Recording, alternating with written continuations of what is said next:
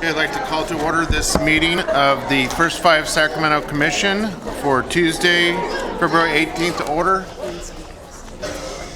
That's your cue to calm down. Very good. Madam Clerk, will you please call the roll and establish a quorum? Chair Cerna. Here. Christina Elliott. Here. Eric Fernandez y Garcia. Here. David Gordon. Here. Olivia Casirier. Bruce Wagstaff. Here. Steve Wirtz. Here. Patrick Kennedy. Beth Hassett. Here. Lee Turner Johnson. Here. Donna Sneeringer. Here. Kathy Kosick. Terry Porter. Here. Scott Moak. Here. With Dr. Casirier being out today, we have a quorum. I'm sorry? She said we have a quorum. We have a quorum, all right. We have a quorum. Great, thank you. Commissioner Gordon, will you do us the honor of leading us in the pledge, please? Yes, sir. Luke, pledge. I pledge allegiance to the flag of the United States of America and to the republic for which it stands, one nation, under God, indivisible, with liberty and justice for all. This meeting. Go ahead. This meeting of the First Five Sacramento Commission is cablecast live on Metro 14, the local government affairs channel on the Comcast, Consolidated Communications, and AT&T Uverse cable systems. This meeting is closed captioned and webcast at www.sacmetrocable.tv. Today's meeting will be repeated Friday, February 21st at 2 p.m. and Saturday, February 22nd at 2 p.m. on Channel 14. Members of the audience wishing to address the commission may fill out a speaker slip list located at the back of the room. Please speak into the microphone when addressing the commission and state your name for the record. If you have any electronic devices, please put them on silent or turn off now. Great, thank you. A few announcements before we get to the substance of our agenda this afternoon. First, I'd like to welcome our new clerk of the commission, Stephanie Wills, and that's your cue to applaud.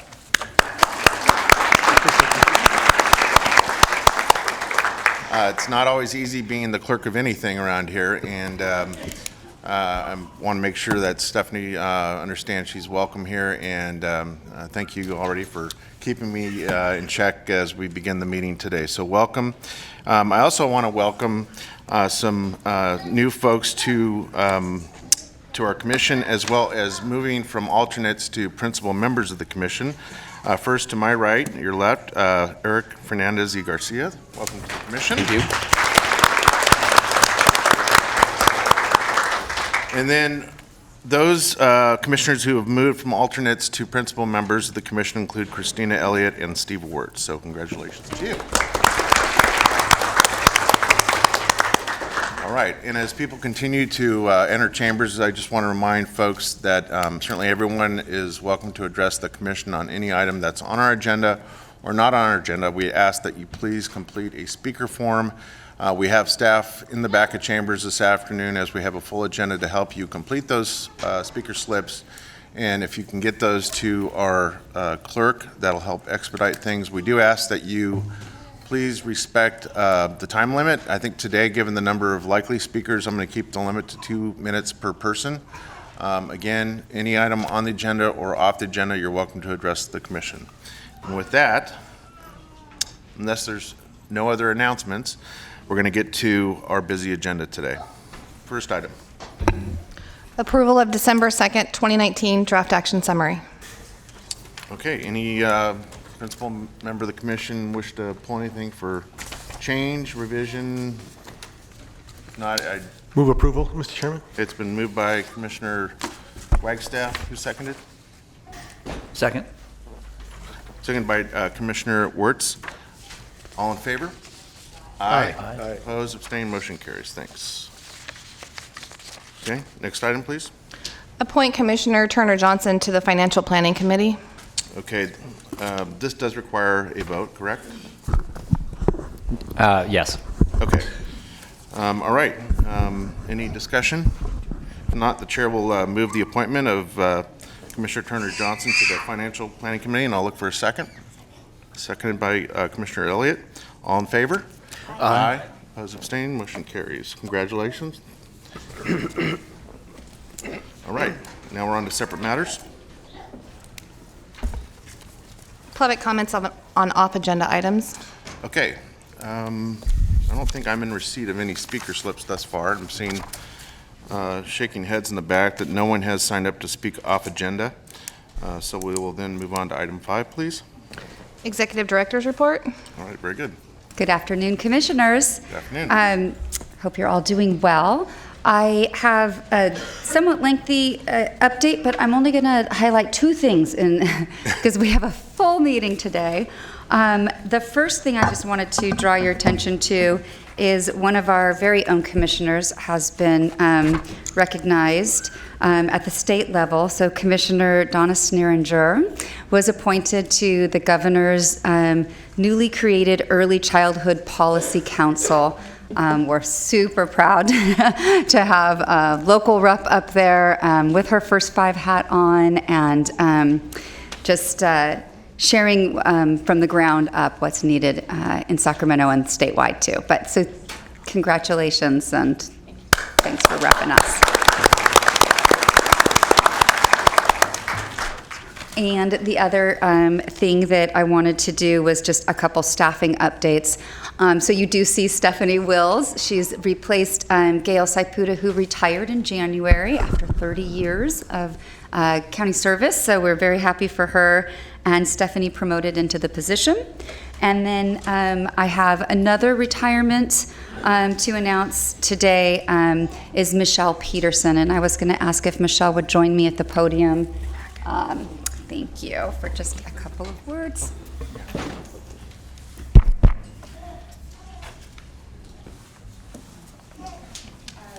So Michelle has been... He's on.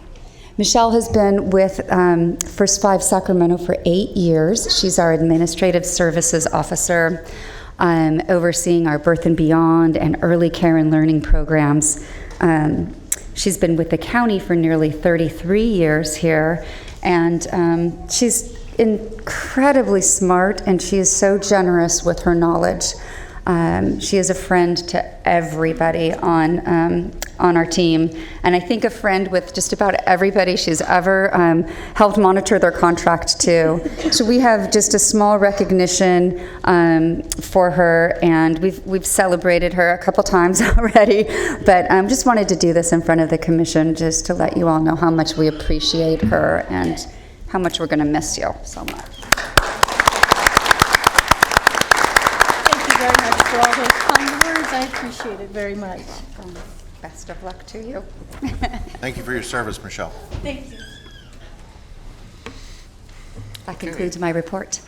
Thank you. Any questions for our Executive Director before we move on? All right, seeing none. Next item, please. Advisory Committee update. Okay, is Mr. Silva here? I don't see him, so I can give a quick update. Okay. We met on February 7th, and we basically gave 2 walkthrough presentations. One of them was our efforts to reduce African American child deaths. So we did a practice run at the advisory committee and made some small adjustments and got some good advice. We also did a practice run of our census presentation, which we're going to provide to the commission in March. So both presentations went through fine, and you'll be seeing them both shortly. Very good. Thank you. Appoint Ricky Townsend to Advisory Committee. Yes, we do have to take some actions here. We have another appointment, don't we? Yes. Walter I was going to let you struggle with the last name. Weinerizowski. I'm so sorry. Walter Winertschik. Thank you. Okay, it's as close as we're going to get, I think. Okay, we do need to take a vote, so I will make the motion that we appoint these 2 individuals. Is there a second? Second. Seconded by Commissioner Elliott. All in favor? Aye. Aye. Opposed? Abstained? Motion carries. Thank you. All right. Valuation report update? Thank you, Commissioner.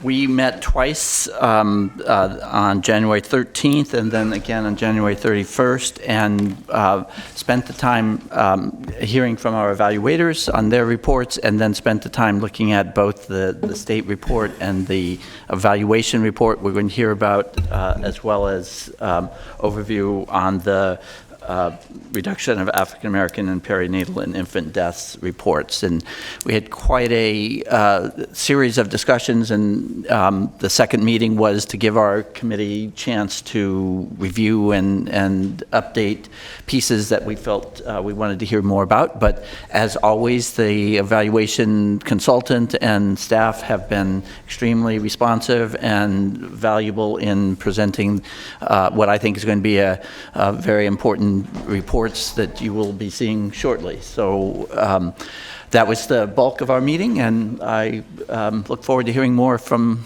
our staff. Great. Thank you. All right, Commissioner Kosick is not here. I can give an update on the Okay. Financial Planning Committee. We met on January 16th, and we were not able to establish a quorum, so I'll keep it brief. One of the main issues I did talk about in this meeting was the slowdown in Proposition 10 disbursements. There was a 4-month delay, which caused some cash flow issues for many of the smaller counties.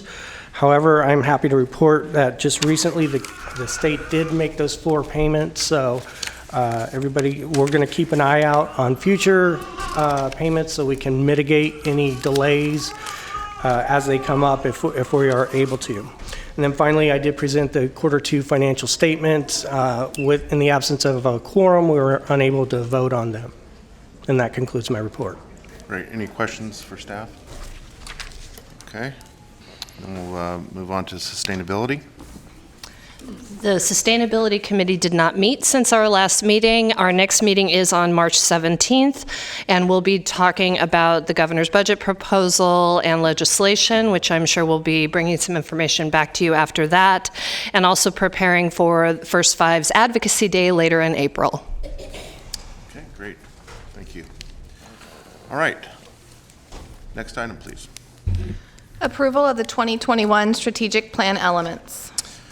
Okay, Julie, while you're making your way to the podium, let me just make a few introductory comments, because I know there are a number of people that are very interested in this item. I'm in receipt of 18 speaker slips, and I suspect I might get a few more before the staff is done with their report.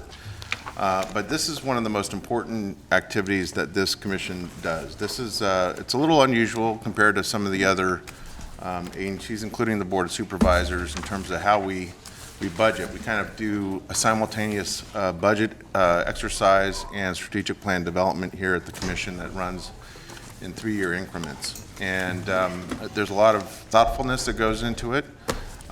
We have the uniqueness, the challenge, quite frankly, of having a declining budget here at First Five, like all First Fives across the state. It's declining by design because of the cessation of smoking. So that puts us oftentimes in a very challenged position to make sure that we are really understanding what we're committing ourselves to in terms of what is effective, in terms of our mission.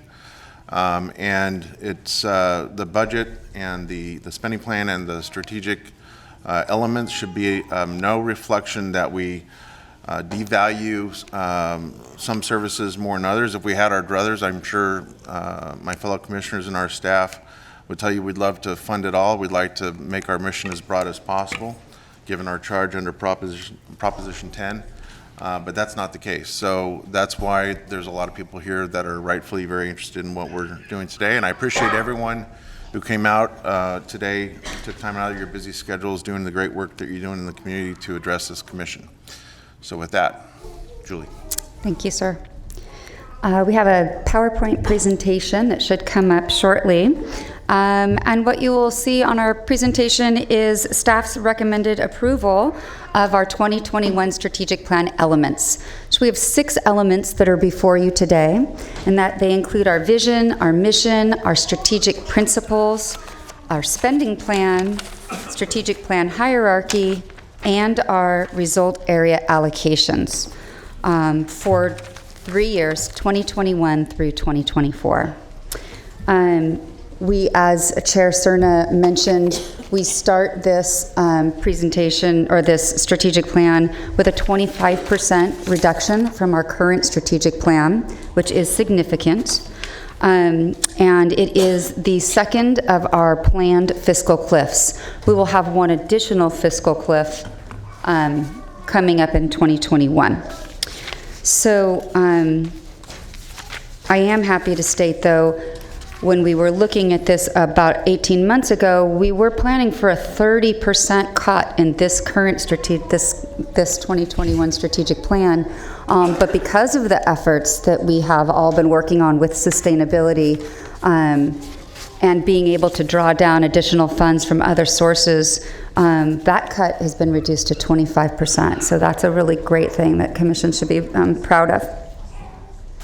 So, okay, it's actually supposed to be individual slides, so I'm not sure what's happening, but you got the first 2 slides. The second one is our roadmap, and that attests to the work done by the work group members and staff over the past 6 months. So the Commission appointed our strategic plan work group in May, and the work group and staff, with considerable input from the community, met 6 times or 5 times over 5 months to provide guidance to the staff. The work group members that I would like to thank so much as Commissioners Hassett, Moak, and Wirtz. And we had 2 advisory committee members, Alexandria Page and Katie Andrew, who also helped us with this work. Those meetings were lengthy, and we really had important conversations, and the work group did an amazing job of sussing through so much data and so much public input to get to these recommendations that you will see. So, the work group made minor revisions to some elements of our mission, our vision, and our strategic priorities. Those changes are detailed in your packet as attachment number 1. We didn't make changes to the vision statement. We thought that was fine. It remains that Sacramento County will have strong communities where children are safe and healthy and reach their full potential. We made a slight revision to our mission statement, and it now reads, in partnership with the community, we support a prevention and early intervention system that promotes optimal health and development, narrows disparities, and improves the lives of children 0 to 5 and their families.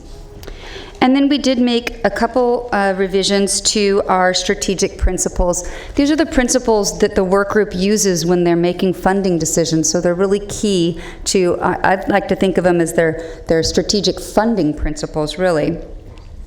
And we narrowed it down to 5. Number 1, make narrow and deep investments to create lasting systemic change. Number 2, look for opportunities to leverage other dollars to sustain critical services for children and families. Number 3, choose strategies that promote prevention, early intervention, and community collaboration. Number 4, make data-informed decisions that address community needs, build community assets, and prioritize children and families at risk. And finally, number 5, focus services on children and families who face significant challenges to achieving their maximum physical, social, emotional, and learning potential. And that takes us to the spending plan. So I don't know if you want to approve them as we go or wait for the whole package. I think what I'd like to do is certainly hear everything you have to say about all the elements that we're being asked to consider, or component parts to this action, but I'd like to take one action if we can at the end. Okay. And again, after we hear from the public too. Okay. And Julie, is there nothing to be done about because people not being able to see it feels... I think we have someone actually in the back room that's trying to figure that out right now. I think Carmen went back there to try to do that. Yep. Very sorry about that, because it's very hard to see what that spending plan looks like. But if I can just mention, if you can you forward the slides yourself or not? Actually, do you have a hard copy? You can put it on that white board right there, and we can use the overhead. Sure. Because attachment 2 is Yes, the is bigger the picture spending of that. plan. Just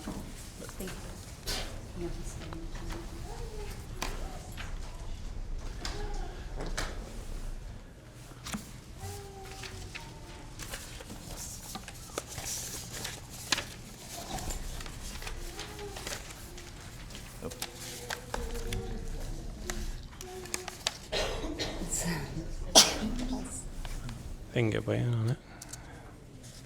It's sensitive. Perfect. Yay. Okay. One way or another.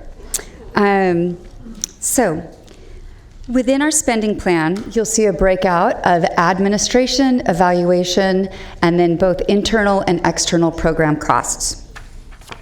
The administration line item represents a 20% decrease between 2021 strategic plan.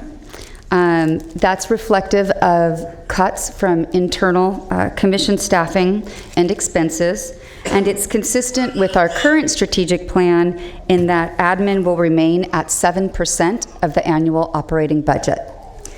We have an admin policy that limits an admin cap to 10% of the annual operating budget, and so we are well below that cap. The evaluation line item was also decreased by 20%, and this is a combination of reductions to internal commission staffing and expenses, as well as a slight decrease to contracted evaluation services in the next 3-year plan. And that remains consistent with the current plan. It's a 3% of the overall annual operating budget. So between admin and evaluation at 7% and 3%, that takes us 10%.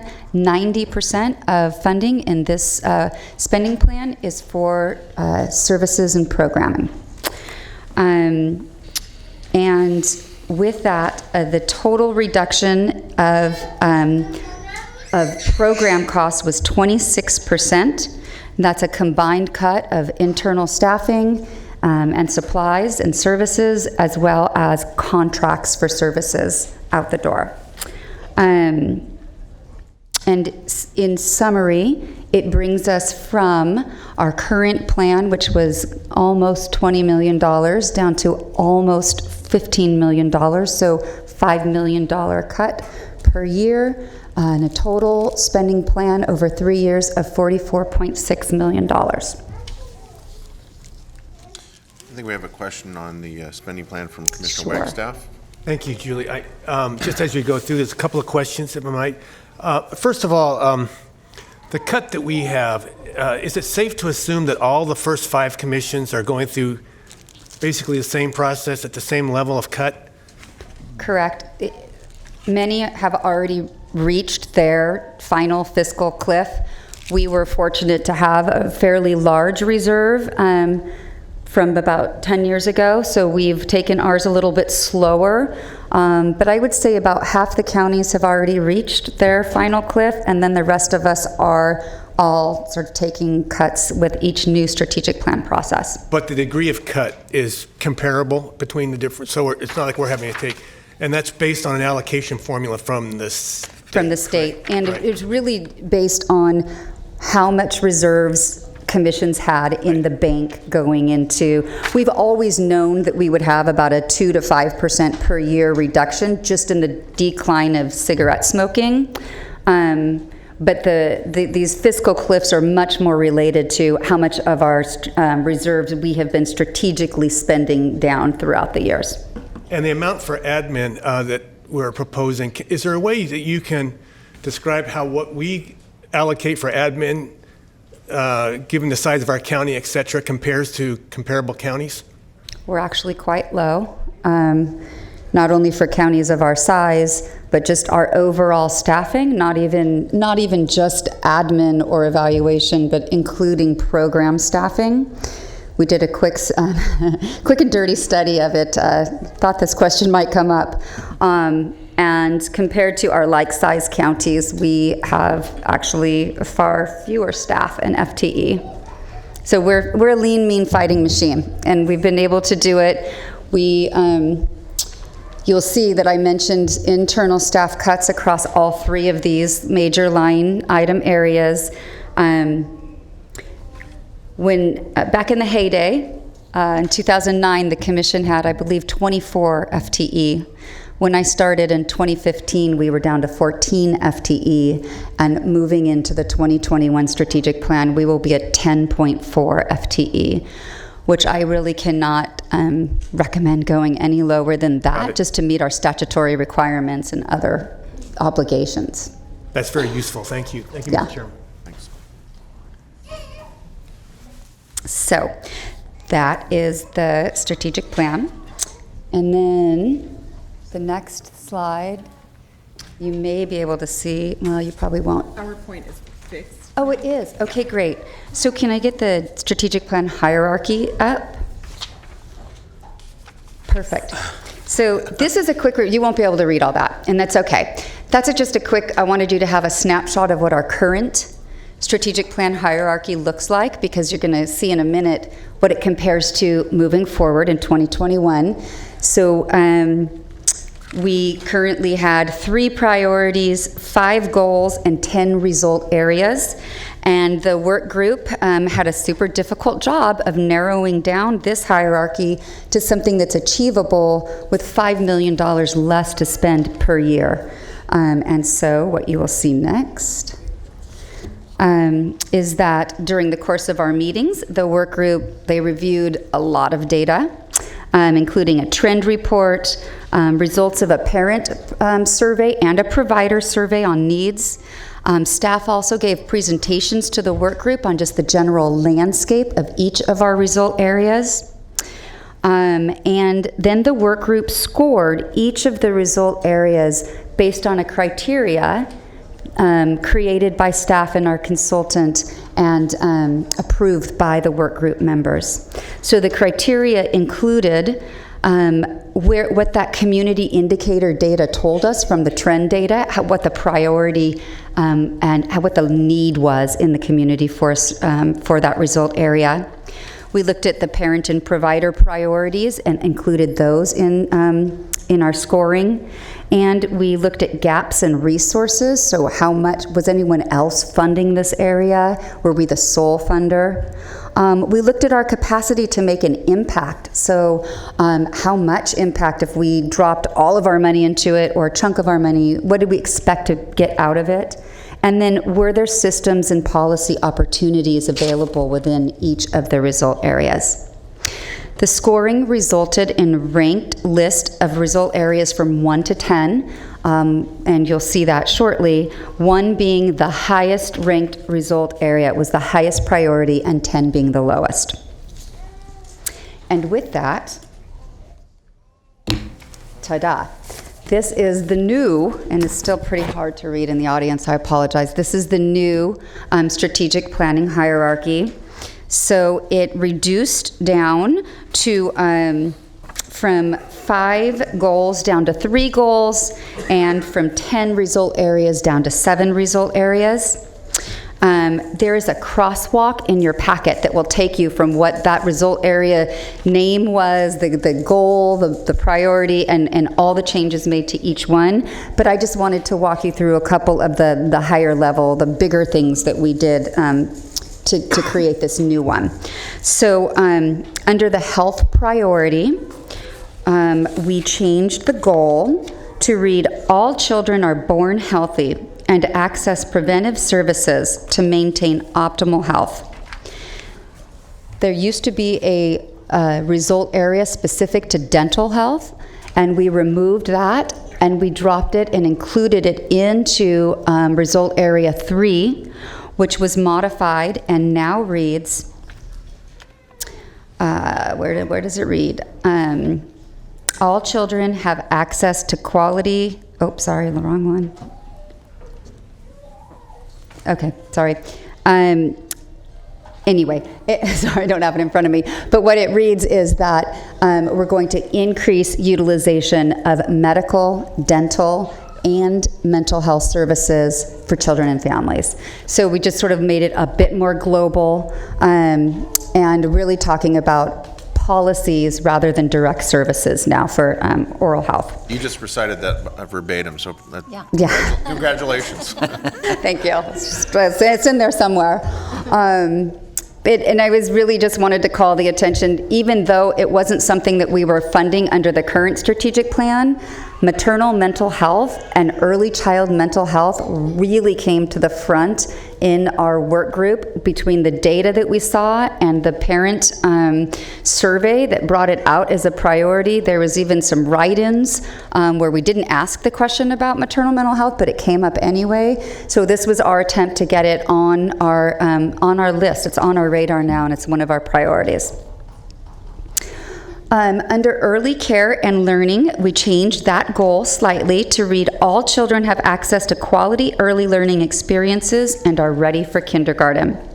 And those 3 result areas under there remained primarily the same in that we're really trying to impact children's access to affordable childcare, to high quality early care and learning, as well as readiness for kindergarten. And then finally, under the Empowered Families priority, that goal was changed to read, all families have access to resources and opportunities that support their children's development and safety. What you'll notice is that Community Connections mini grants and our work around connecting families to resources has been eliminated from this, and that's a big loss for us, and we understand that. One of the driving forces behind that, first, it did score pretty low overall as a priority through all of that analysis that we did at the work group. And secondly, it's just a very high cost to administer that program. It takes a full-time FTE within the commission. So this was a way in which we could compromise and save some money. What remains is our Empowered Families. Under Empowered Families is a slightly changed goal that I just read, and 2 other result areas that were previously in there have been combined. And we've got the word trauma in there finally, which I've been wanting to add that word in for a while, so that we will increase effective parenting in order to decrease trauma and child maltreatment, is what that now reads. So that is the consolidated new hierarchy, which then leads us to our funding recommendations by result area. By far, the hardest thing that the work group had to grapple with. We had, as I mentioned, considerable input from the community. We applied those funding reductions based on the overall ranking, as well as public input, mitigating factors such as the availability of outside funding. We applied your strategic principles, and we also looked at just the overall size of the investment, because the larger the investment, sometimes the harder it is to not make a deeper cut. These funding recommendations, which are also in your packet as attachment 5, illustrate each of the results rankings from rank number 1, the highest rank, down to rank number 10, the lowest. And then we also gave you, for context, there's information about what the current funding level is, what the recommended decrease is, and what that would result to in funding. And then also some mitigating factors, which also include what the priorities, policy opportunities are.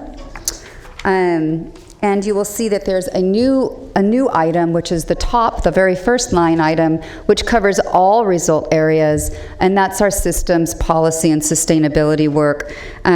So staff are recommending $100,000 each year be allocated to that line item for contracts with our partners, who are critical to our systems and our policy and sustainability work.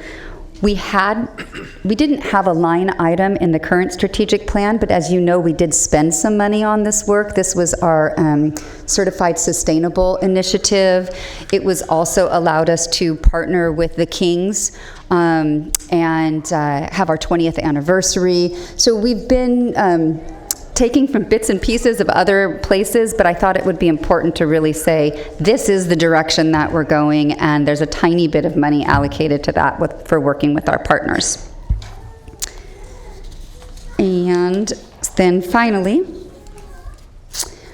these are our next steps. So we will gather community input after today with our Board of Supervisors, as well as with the community in general. We always bring out our draft strategic plan to parents who aren't already drinking the Kool-Aid, as we say, to parents who are not part of our current programming, to see what they think about what we're funding. And then we will bring this back to you again in May. Well, you'll get it in March as a draft plan, and then in May it will come back to you for approval as a full strategic plan. But by approving the elements today, that gives us what we need to actually draft the real meat and potatoes of the plan. And I'm happy to answer any questions. Great. Thank you, Julie. Sure. Commissioner Elliott? So, approving these elements, I just want to make sure I understand, does not necessarily mean that we as a commission are in agreement with or comfortable with, like, it's not final. So we'll have the opportunity to work with our stakeholders and work through the process through March and then for approval in May. Is that basic? No? I would say that the elements in front of you, this is your opportunity to make changes to those elements if you want to any piece of those 6 items, because that is what gets dropped in. And typically, and this is only my 2nd strategic plan here, but I've done many in a different county. Traditionally, what happens is you might get a slight change to some language or a minor tweak of something, but very rarely does anything major change. So if something is very important to you, I would say this is the opportunity to bring that forward. Okay. I'll let Steve go and then I'll think through my comments. Commissioner Wirtz? Thank you. I just wanted to say a couple things about the process, and I think both with our staff and consultants, they provided for the committee a very robust and systematic way for us to approach this. I think the main thing we all feel, and everyone may want to say something about this in general, that this was a very difficult task for us to be undertaking. We've known this for a long time. That doesn't make it any easier when we're talking about cutting from $20 million to 15. That's $5 million, and that does not allow us to say, let's take a little here and a little there. It means making substantial cuts to programs that we understand are critically valuable for our community. And I think, 1, we took this very seriously. 2, there is no right way to do this per se. There are many options that were possible for us, but all of them would be undermining some of the services that we provide in the community. However, we looked very hard at where we were leveraging, where our sustainability plan was building strength, and I think I just wanted to say that we were very appreciative of the attendance and the value added of people from the community speaking through these meetings. Again, very hard decisions. We look forward to trying to strengthen the whole community response to this, and I think one of the underlying issues here is First Five has been a real leader in the community, and it's partnered with many of our other county government folks and our incredible community network of organizations, and we're just going to need to continue to strengthen that partnership as we go forward. So because I went through this very difficult kind of task, I just felt like I wanted to say something about the depth of seriousness that we took this and the impact that it has on our community, and we look forward for ways for strengthening our community by bringing more people into the fold through leveraging and sustainability. So thank you. Commissioner Elliott? So The first thing that came to mind when I saw this was for Result Area 1, improve perinatal conditions and decrease infant deaths with a 0% reduction. And then following that, the Result Area 2, increase prevalence and duration of breastfeeding, a 40% reduction. And, you know, I think lots of studies show that if we were to increase breastfeeding prevalence and the duration of breastfeeding, infant deaths are impacted by that, and it feels like those go hand in hand.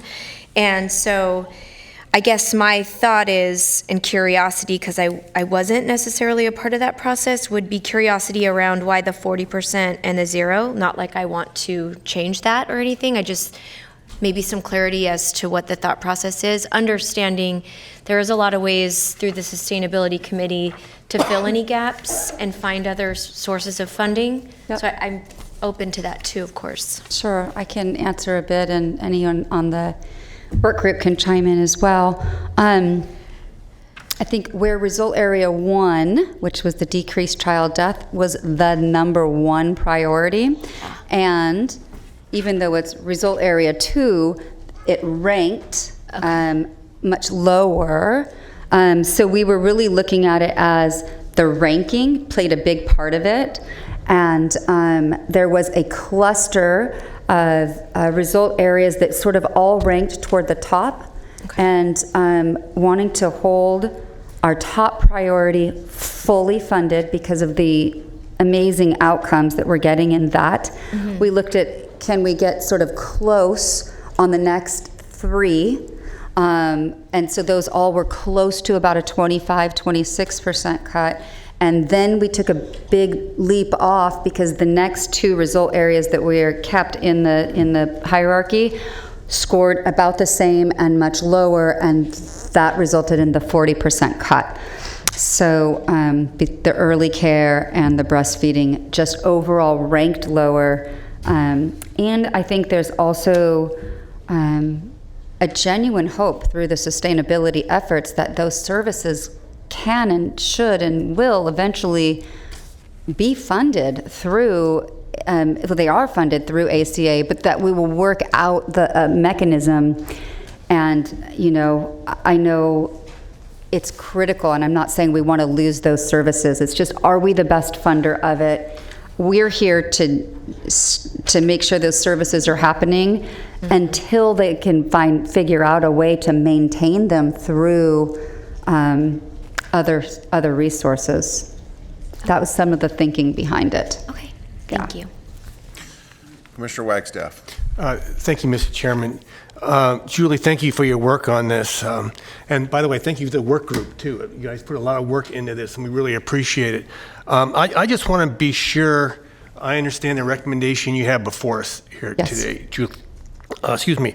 To begin with, are you recommending to us something different than what you got from the work group in any way?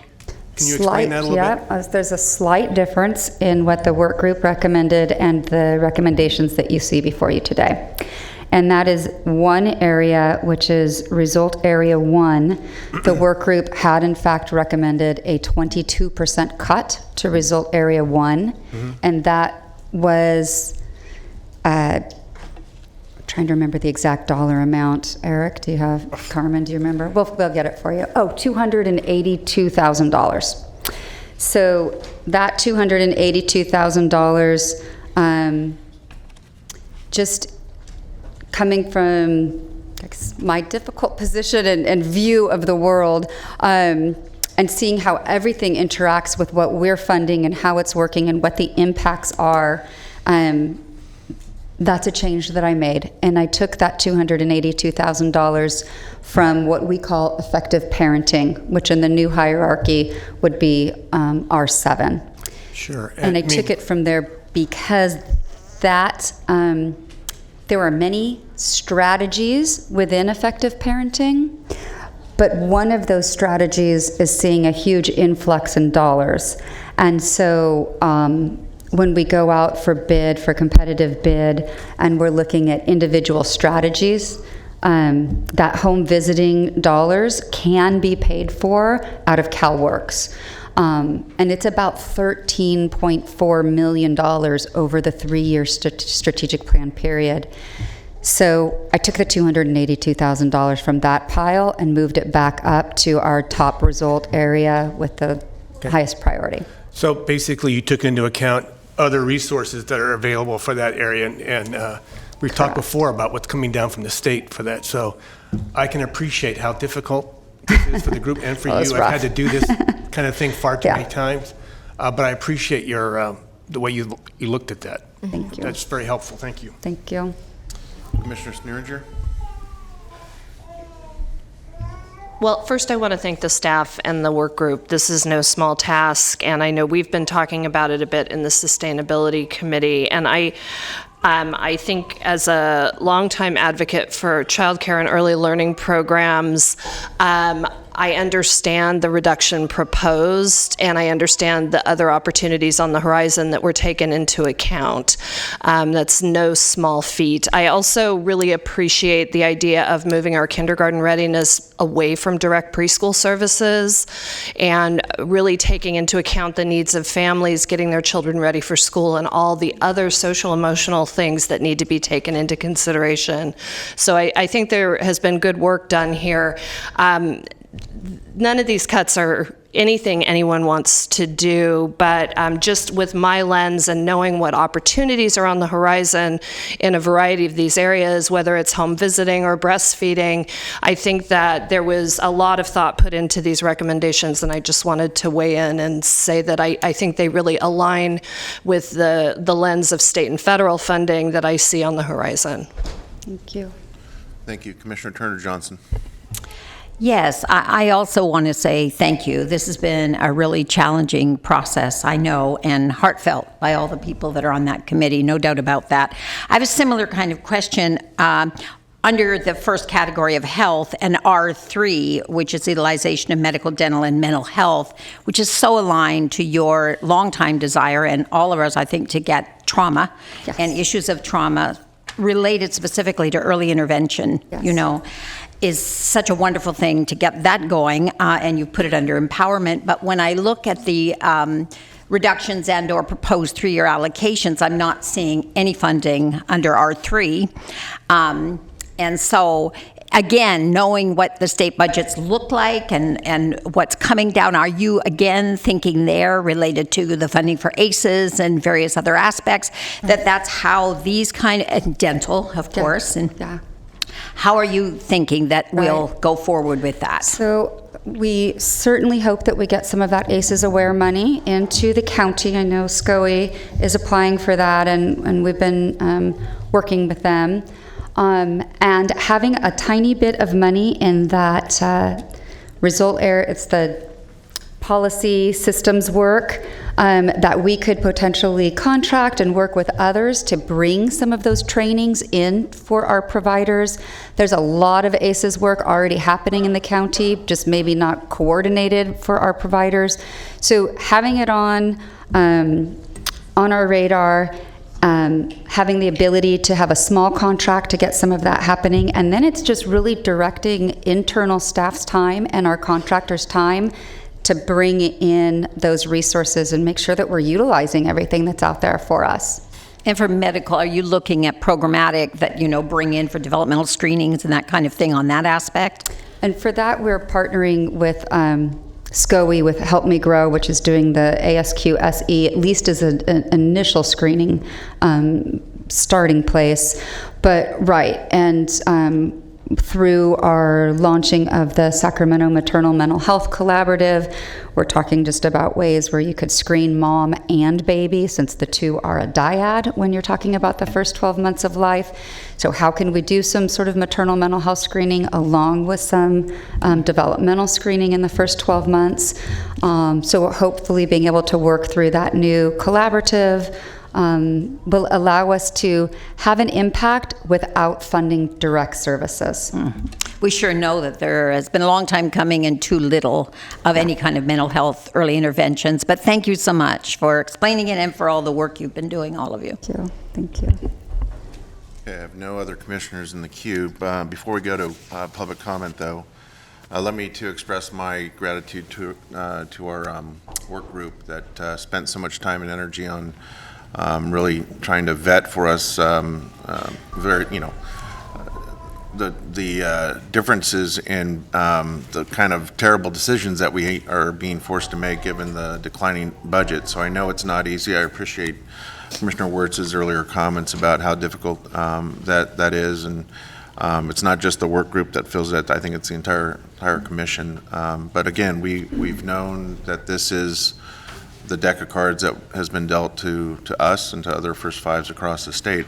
I will say that, and perhaps some of you read an editorial that appeared in the Sacramento Bee last week that I published about the import of Black Child Legacy Campaign. And while that's not noted here by name necessarily, I think you can probably tell in Result Area 1 that there's a lot of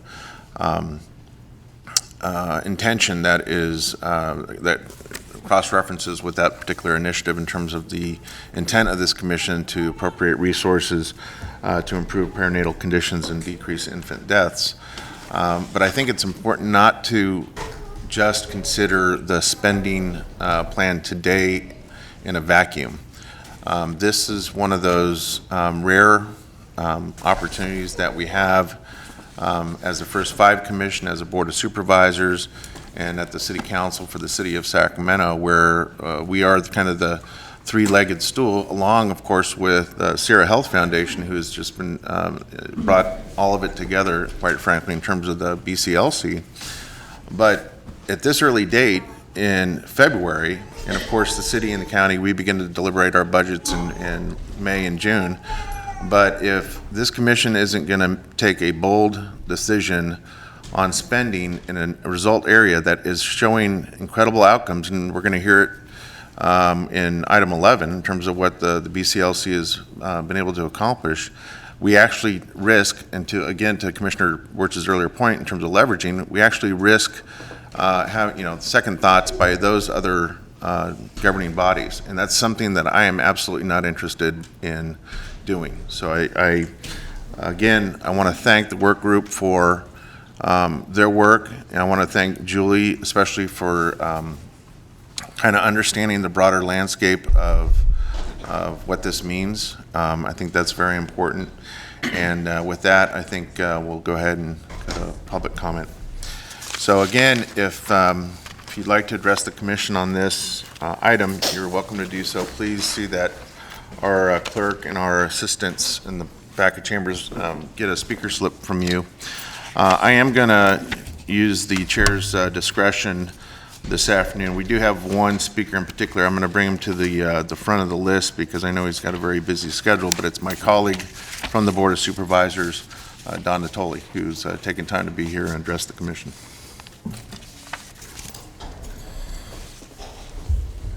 Well, thank you, Chair Serna, members of the First Five Commission, and Executive Director, Ms. Galileo.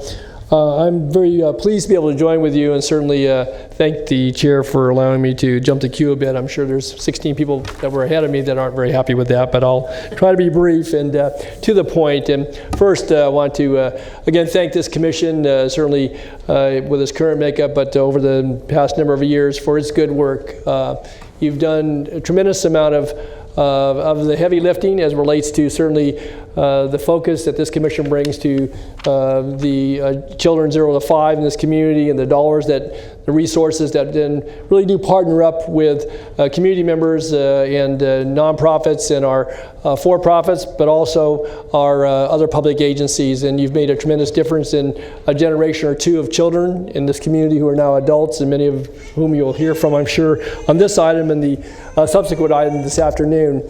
And I also want to thank the work group. I know anytime a subcommittee or a committee of the bigger makeup of your complement of your commission is given a task that says you got to go back in and find where to make reductions and cuts, it's no easy task, and certainly one that none of us looks forward to. But I think in light of what has been presented to you today in the strategic plan, as it relates to the elements, obviously it's well thought out. You've put a lot of effort into looking at measures measures for where those resources go, those precious resources, but also what a difference they're making in certainly the lives of children and families here in our Sacramento County communities, up and down, north, south, east, and west in this large county.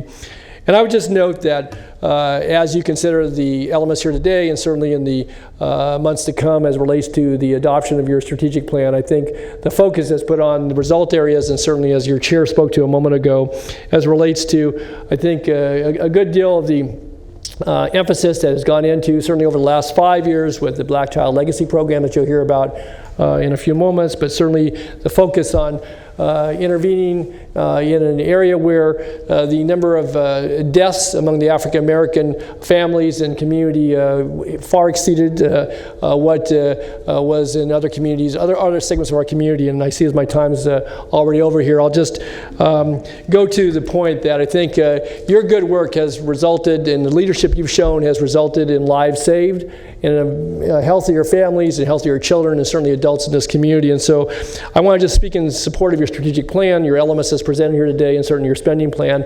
Thank you for your attention here today and for your work ongoing. It's no easy task, but I think you stand strong with partners in this community, certainly the County of Sacramento, the City of Sacramento, Sierra Health, and many others. And so with that being said, Mr. Chair, thank you for the opportunity to address you today. Thank you, Don, for being here. I greatly appreciate it as a colleague of yours on the board. I know you had the shortest commute to get to this meeting. But I also know how incredibly busy you are trying to address your constituents' concerns over a vast district in a big county. And so it means a lot to me, especially that you take the time to wait and hear our staff presentation and the questions and statements that commissioners have already made. It means a lot to me, so I appreciate your testimony. Well, I know it's in good hands with the likes of all of you, so thank you very much. Thank you, Don. Okay. Now, please forgive me if I mispronounce your last name. Kenya Fagbimi? You said it. Did I? All right. Good afternoon. I want to first just say thank you to all of you that have kept perinatal conditions at the forefront, and all the work that you've done.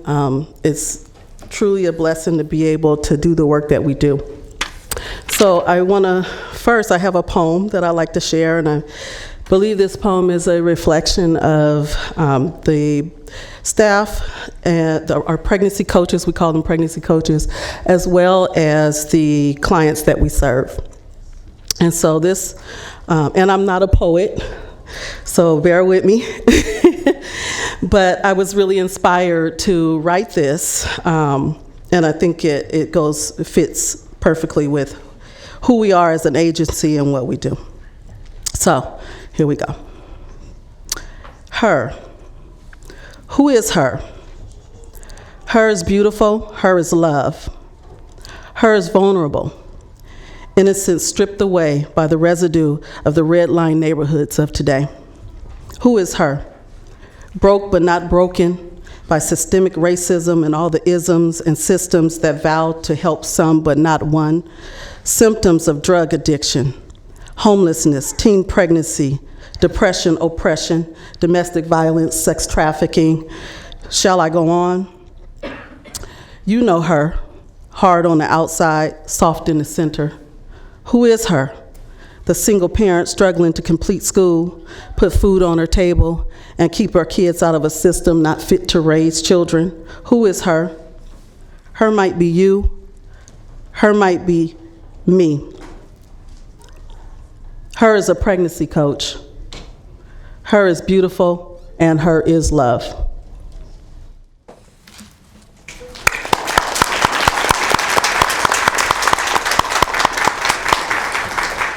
Thank you. Okay, Nicole Davis and LaShania Brazil.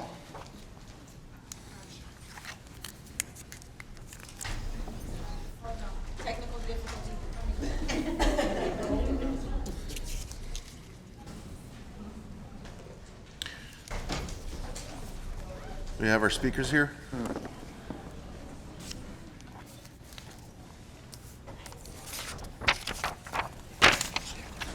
Good afternoon, Commissioners. LaShanya Brazil with Her Health First and Black Mother United. I am a pregnancy coach as a doula as well. I want to say thank you, first of all, for allowing the dollars to continue with Black Mothers United. I had experienced preterm labor with my son and his significant other about July of 2019. This little guy here was supposed to be born in October of 2019, but he came in July of 2019. If it had not been for my sisters at Black Mothers United connected with me, letting me know what to do, give me the resources so that I can then go back to the son and the daughter-in-law and convey, you're gonna nurse him, you're gonna pump the milk, you're gonna get through this, we're gonna pray. And miraculously, he made it through. They let him go October 23rd of 2019. And he's grandmother's grandbaby son. As you can see, he's spoiled, keeping his one good eye on me. But like I said, I really appreciate the dollars and I appreciate the support so that we can go out and we can support those mothers so that our babies of color, Black babies, are born healthy, and then we have success stories and we support their mothers as well. So again, thank you. Thank you.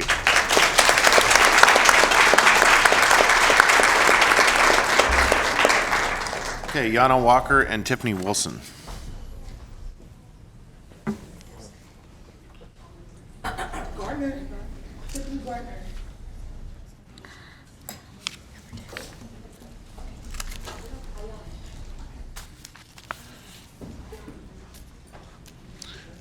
Following Ms. Walker and Ms. Wilson will be, again, I apologize here, Nagoye Helms and Bree Franks.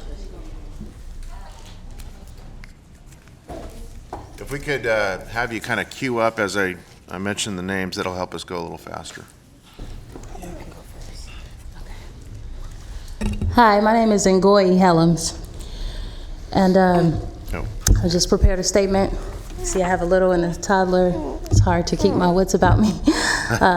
The racial disparity in Black maternal health and infant mortality is apparent. The system that is the medical institution is killing Black women and Black children at alarming rates, but they are not offering any solutions. Her Health First is a solution. The state wants to discard of these statistics and these women and their children.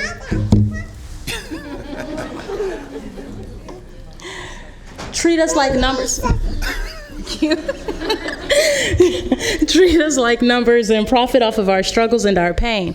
Her Health First does not discriminate by class or socioeconomic status, because no matter your status as a Black woman, the results are the same.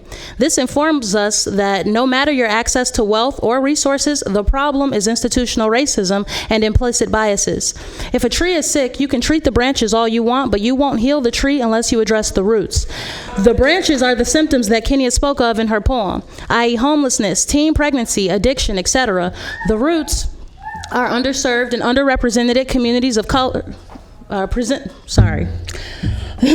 are underserved and underrepresented communities and communities of Black and brown women with the lack of maternal health education and resources. We have a right to self-determination, and as such, it is our responsibility to do this work. No one else can, nor has done it efficiently nor effectively. Her Health First is a group of Black and brown women servicing Black and brown women.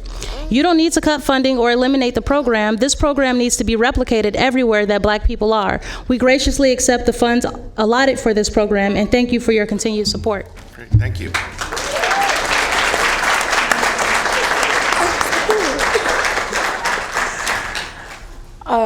On that note, excuse me, I'm sorry. You're Miss Franks? I'm Miss Gardner. You're Miss Gardner. Okay. Tiffany Gardner. Okay, I got Tiffany Wilson for some reason. It's Gardner. Gotcha, all right. Yeah. But I was one of the first Black African American women to join Her Health First. And I had met my pregnancy advocacy at a liquor store, homeless with my 3 kids at the time, and I was pregnant with my 4th child. And if it wasn't for the grace of God of her turning her car around to even see was there a black mother at that store, I don't know where I'll be today. I think I'll probably be, continue on doing drugs, continue on selling my body to make sure that. You're right. Got it. To continue on, to sell my body to support my babies and to make sure that they have some type of sort of roof over their head and sleeping at a park and on park benches and, to support them in some type of shape or form. If Miss Tony with an I, if she would have never had stopped me at that liquor store and helped me to nurture and to become the woman that I am for my young, I don't know, I'll probably be right there on that path doing what. But you're not. You here and you're telling her story.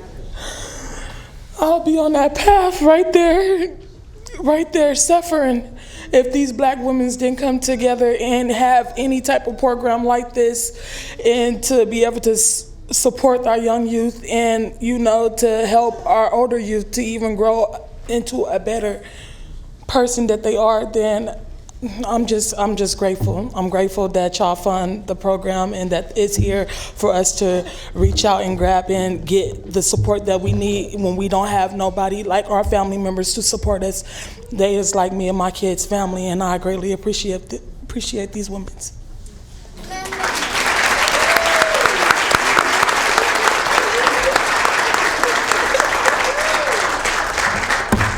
Hey, Tiffany. Great job. Thank you.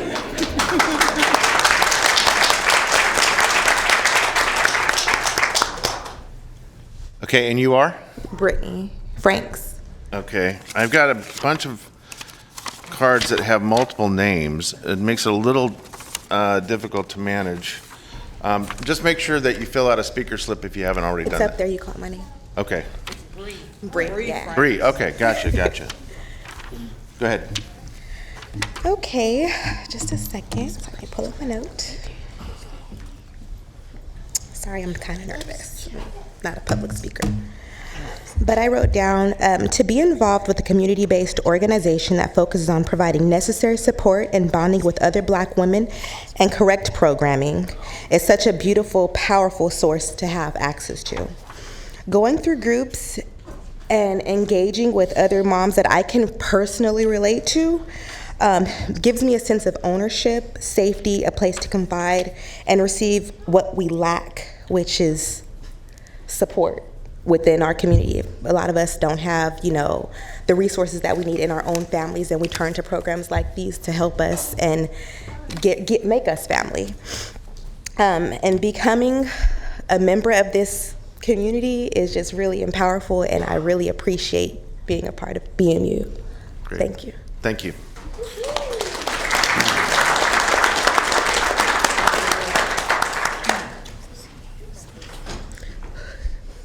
Hi, my name is Ayana Stanley, and I attend Black Mothers United / Her Health First. I'm kind of nervous, so give me a second. This program has really changed my entire life. And the woman standing next to me has helped me tremendously through everything I could. If it wasn't part of this program, I don't think I would have had my child. I was in a state of mind of I wasn't going to be a good mother. I wasn't going to take care of my son the way that everybody wanted me to. In this program, I tell you, it changes so many Black women's lives, I tell you. And every time I'm with them, it's not even Black Mothers United, it's like a sisterhood. Everyone talks about everything, how they feel, what they're going through. It's nothing hidden back. When we talk truthfully. There isn't no, oh, this is how we feel and we hide it. We let everything go, everything. And My son, my son is my life. And I'm so happy for this program because, like I said, if it wasn't for this program, I wouldn't have had him. And there's times where I get frustrated, and there's times where I want to give up. But every time that I give up, I hear this lady on the phone every single day, you need to get up and you need to go to work and you need to do what you got to do. Because can't nobody provide for your son but yourself. And if you can't provide for your son, then no one else will, and then that's when they get put into the foster care program. And I'm a foster myself. And I tell you now, going through foster care is no fun. Jumping from house to house to house to house with no stable home, it's no fun, I promise you. And I'm really happy that being in this program, that I was able to get everything I needed done, taken care of. Whatever I was supposed to do, I did it. So thank you. Thank you.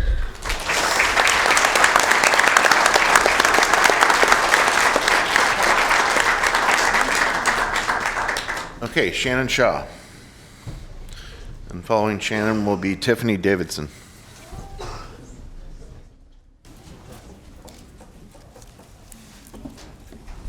Good afternoon. Shannon Shaw with Her Health First. You've had an opportunity to hear our stories, and I ask that our moms that are here with us please stand. They're already standing, even better. Like, we could have queued that up. You know, I just want to thank the Commission, First Five, and the committee for not recommending a cut to this area, because a cut to this area would have meant that we would have had to choose from those women who are standing and turn them away. And where would they go? You know, this is an age-old story, right? We see an issue and it comes up and we get the wherewithal, you know, the data to support throwing some money at it and starting some programs. Then we start to see a little bit of a shift and we start to see improvements and we say, oh, this could be another area where we can cut now. We're doing something right. We can pull the funding away. But that's not the case here. And, you know, some of these issues that continue to perpetuate the social determinants of health, the systemic barriers, racism that exists, that continues to cause stress for our moms. So, Commissioners, you have this opportunity to rewrite that story and to continue funding this incredibly important area. And as a result, your leadership will save the lives of babies. Thank you. Thanks, Shannon.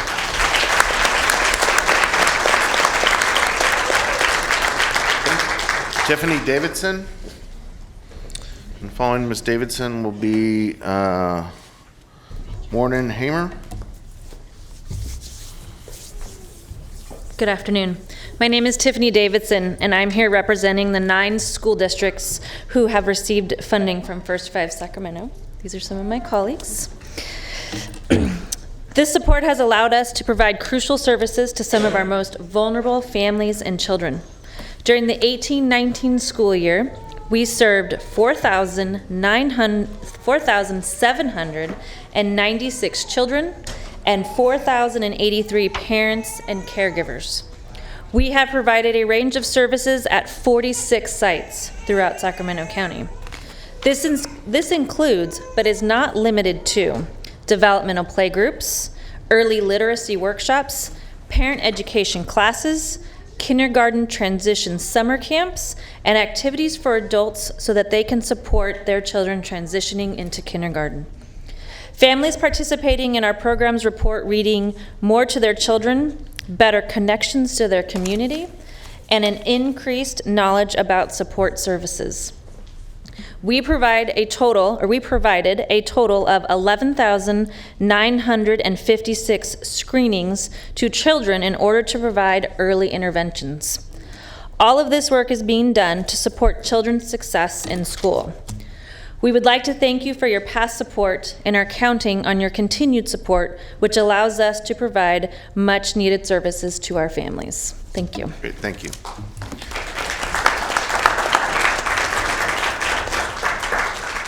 Morgan Hamer. Hello, my name is Mornan Hamer, and I am the director of Stepping Stone School at River Life, a nonprofit center-based preschool serving 55 children in the East Sacramento community. I would like to thank the Commission for offering and funding the Preschool Bridges Model Plus program. My center has participated in the PBM Plus program for 2.5 years, and the benefits to my program are countless. With the support of PBM Plus, we are able to identify children with developmental delays using the ages and stages questionnaires provided to us by PBM Plus. We are also able to refer and identify children and families for support and services throughout the Sacramento community. With the coaching from my ECE specialist, Lindsay Fredemeyer, I have become a better director to my staff and my center. Her coaches and endless teaching and guidance for me has changed my center tremendously. It's important to keep programs like PBM Plus available so that children, families, and programs continue to have the support needed to raise the quality of care for our families in Sacramento County. Thank you. Thank you. Paula Martinez.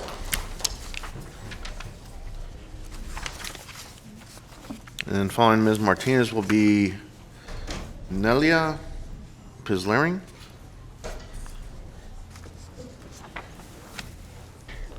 Hi, good afternoon. My name is Paula Martinez, and I'm the director at Wonderland Christian Preschool and Daycare. We currently serve 70 children with a total of 33 children ages 2 to 5, and their families that live in the Carmichael area and surrounding areas.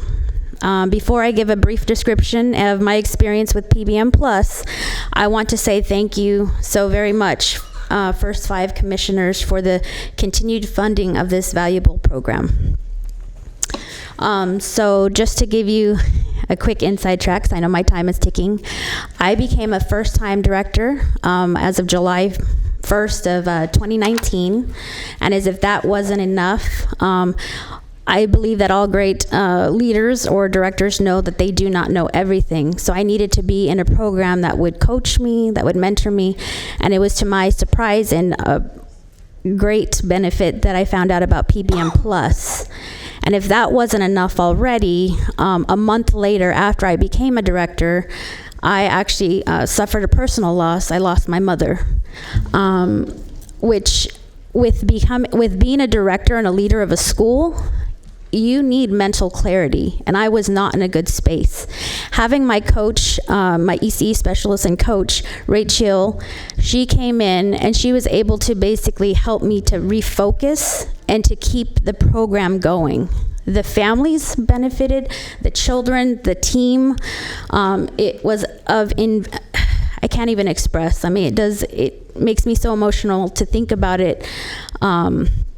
That without this program, in all honesty, I don't know where our program would be. And right now, it's thriving. We are using the ASQs with the children now. We are, my toddler team is in with Rachel too, and they weren't new teachers, but they were new to the toddler room. And so she was able to coach them to be able to create a great toddler program. So I just want to say thank you again, and I urge you to please continue to fund this program. Thank you so much. Great, thank you.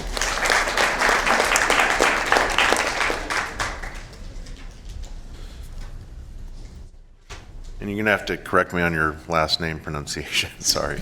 Hello, that was all right. My name is Nelia, and I am a mother of 7 kids. And my 5 kids, we were praying for twins, and God blessed us with twins. They're 5 weeks old, and they were born 34 weeks premature, and they were in an ICU for 3 weeks. And when it was time for come home, all my 5 kids got sick. They had fever, and they were coughing and everything, like cold season, flu season. And when I came home, I was like so upset, and I thought, oh wow, they were in NICU for 3 weeks, and I just brought them home, and my other kids get sick. And I called to my lactation consultant in a WIC program, and I said to her, you know what, I want to breastfeed them, and they are 2 kids, so I don't know how to do to give them my best, you know, and I don't know how much they get from me. And she told, no worries, just come, I will see you in 1 hour. And I came, and she weighed them, and I breastfed them. She told me how much did they eat from me. I was worried a lot about this, because you don't know how much your child gets from you. And because I gave to them breast milk, and she was big support for me to go through this time. My kids, they did not get sick. They stayed healthy, and right now they're 5 weeks, and I so appreciate for this big support from WIC program, from lactation consultant, especially for premature kids. And I, as a mother, I was so happy, and she follow up with me. She used to call me every day, how is things going, how is babies doing, and it was big support for me, even though my husband is biggest support for me and my family. But it was very I'm so happy that we have services like this for mothers, and I couldn't afford for myself maybe to go and pay for 100 or 150 to just get some help from other services. Thank you so much. I appreciate, and I think that you will keep this services, and thank you so much. Thank you. Hello, afternoon. I don't have a twin. I don't have premature, but I have a baby, almost 4 months old. It's my second baby, between 19 years a gap, so I'm pretty much a new mom. So the long story short, I was born and gave a baby in a Kaiser, and my baby was getting air when I gave him a breastfeeding. That's the problem. He was at so much pain. He cannot sleep. He cannot rest. So I seek for the help. I went to Kaiser. I have a Kaiser, so got a lactation consultant. Didn't help. I don't have they have a limited time to listen to customers and clients, but I have so much struggle. Then I found out that WIC has a lactation consultant, and I came down and make an appointment. It go through me 4 months strong. My baby hasn't had any extra supplement, anything of breastfeeding. So they taught me how to breastfeed, how to taking care of baby, everything they taught me was all breastfeeding. Because the breastfeeding, the program you guys give an opportunity, that my baby is 4 months strong, still breastfeeding, no sick, nothing, is a very healthy baby. Almost, he was born in 9 pounds. He's almost 20 pounds now because of breastfeeding. So I'm barely holding him right now because I cannot, it's very heavy. So my background, what happens is I come from Mongolia. All my parents are outside of country. So my husband's job is required to travel. So basically he and me home all day and night and alone. Jeanette is there. She was helping me so much. I'm so appreciated. You can make your decision wisely. Breastfeeding is the most important. The baby is not taking a breastfeeding. That's the cause of sickness and everything. My daughter is 19 years old, breastfeeding all the way 1 year. That's what we do in overseas. So everything is because of breastfeeding. Just thank you for the time. Did you fill out a speaker slip? I'm sorry? Did you fill out a speaker slip? Yes, I did. Okay, are there others behind you that expect to speak? Yeah, they all filled out speakers slips. We just did it like this so it goes faster. Okay, well, it's very confusing. I'm sorry. I need to know the order because I want to be fair to people that got their speaker slips in. So, what was your name? My name is Ari. Okay. Ari Danjan. Okay, and who's next? Young. Okay, thank you. Well, good afternoon, Commission. There should be a picture that's being passed around, and it has a picture of a baby infant on it. And so that's what I will be sharing with you guys today. My name is Pa Zhang, and I'm a breastfeeding parent counselor, and I provide mom-to-mom support through CRP WIC. I want to share my story about helping a mom with breastfeeding. Grace and baby John had a challenging situation that really helped me to see what First 5 can do to help moms in need. Grace, a first-time mom, couldn't latch her baby and did not have transportation to get to the WIC office. But because the First 5 grant allows our lactation consultants to do home visits, our South Area lactation consultant, Yang, and I were able to go to Grace's home. When we got to her house, I was shocked to see her baby looked so thin and weak. And in the paper, you'll see how baby John looked like. I was scared and unsure of what to do, but Yang realized that Grace had no idea her baby was in such danger. Baby John was not transferring milk from the breast. We even attempted to give him formula, but he couldn't suck the bottle. Through Yang's assessment, she instructed Mom that baby John needed immediate medical attention, so we made arrangements for her to get to the hospital. Some of you may have heard Grace's story at the last Strategic Planning Committee meeting. She couldn't be here herself, but what she did say, and want to make sure that I repeat it, is that if I and Yang did not go to that home visit that First 5 allows in providing services, her baby could have died. After he got the care that he needed, he is a thriving and energetic 18-month-old. This is more than luck. This is the power that First 5 can do. As a parent counselor, it is out of my scope to help with high-risk breastfeeding cases like this. So I am very thankful that First 5 made it possible to have LCs like Yang to be there with me. I see so many moms that are very appreciative of the help that First 5 provides to make sure that they can help keep their babies healthy by succeeding in breastfeeding. Thank you for listening to my story. Thank you. Okay. Okay, Samantha Slaughter, you're up. And then Jeanette. Great, thank you. Good afternoon. My name is Samantha Slaughter. I'm a First 5 funded lactation consultant and WIC regional breastfeeding liaison.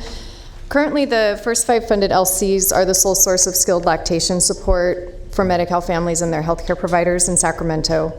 We're working diligently on a sustainability plan and have promising partnerships that we are working on, but this is a slow process due to the nature of the healthcare system, despite the fact that ACA has mandated lactation services for the past 10 years.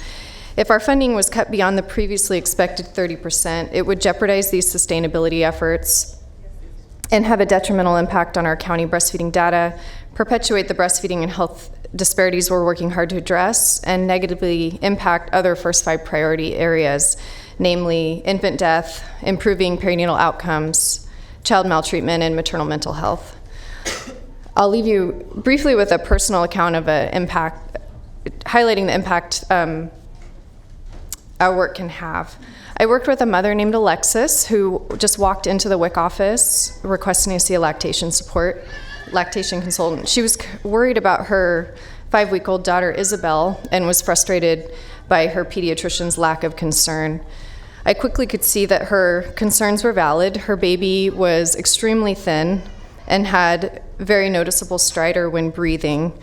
Through my assessment, I found that her baby likely had both tracheomalacia and a tongue tie, making it nearly impossible for her to get enough to eat, resulting in failure to thrive. Because of our First 5 funding, I was able to keep in close contact with this dyad through home visits, as well as accompanying her to the baby's doctor's appointments to help advocate for the baby's health and well-being. We established a feeding plan, and Isabel quickly began gaining weight. Nearly 4 years later, I'm still in touch with this mother, who through working with me felt empowered as a person and a mother in advocating for her daughter's health. Thank you for your continued support that allows us to be an important resource for our families in the Sacramento community. Thank you. Good afternoon, Commissioners. Thank you so much for this opportunity. My name is Jeanette Newman-Velez, and I'm the Breastfeeding Promotion Coordinator at Community Resource Project WIC, one of 2 WIC agencies in Sacramento County that serves the needy population. What I'd like to bring to you is that a little bit about your legacy. Your legacy made it important to have breastfeeding be a priority area. We know reading's important. We know making sure that families have connections is important, that we can help mothers to make sure that if they're getting depressed or they're having issues that they need, we know that those things are important to do, but the magic is that breastfeeding touches all of those other priority areas. And my concern is that if the Strategic Planning Committee's funding recommendations are enacted, it will not allow the priority area of breastfeeding to really have full force. We touch so many of these things, preventing child abuse. When a breastfeeding mother is breastfeeding, her baby's less likely to be abused. When a mother is breastfeeding, in case that baby was born early, that baby has a higher chance of living because of what's in the breast milk to mitigate, just like as our mom had talked about her twins being born early. And if a mother is under stress, breastfeeding and breast milk, the whole hormonal action helps her feel calm despite all the chaos that's going on in her life. So again, my concern is if it is in fact decreased to that amount, it will be a problem. We talked, there was a little bit of a discussion about ACA, Affordable Care Act. The Affordable Care Act was passed 10 years ago. And just now, still, companies like different insurance programs and independent professional associations are in the process of developing that. So we're concerned that if that funding goes to such low levels, it takes away the integrity of our program, and all the progress that the Commission, has made will pretty much be, I don't want to say wiped out, but getting to the point where we can't keep that up.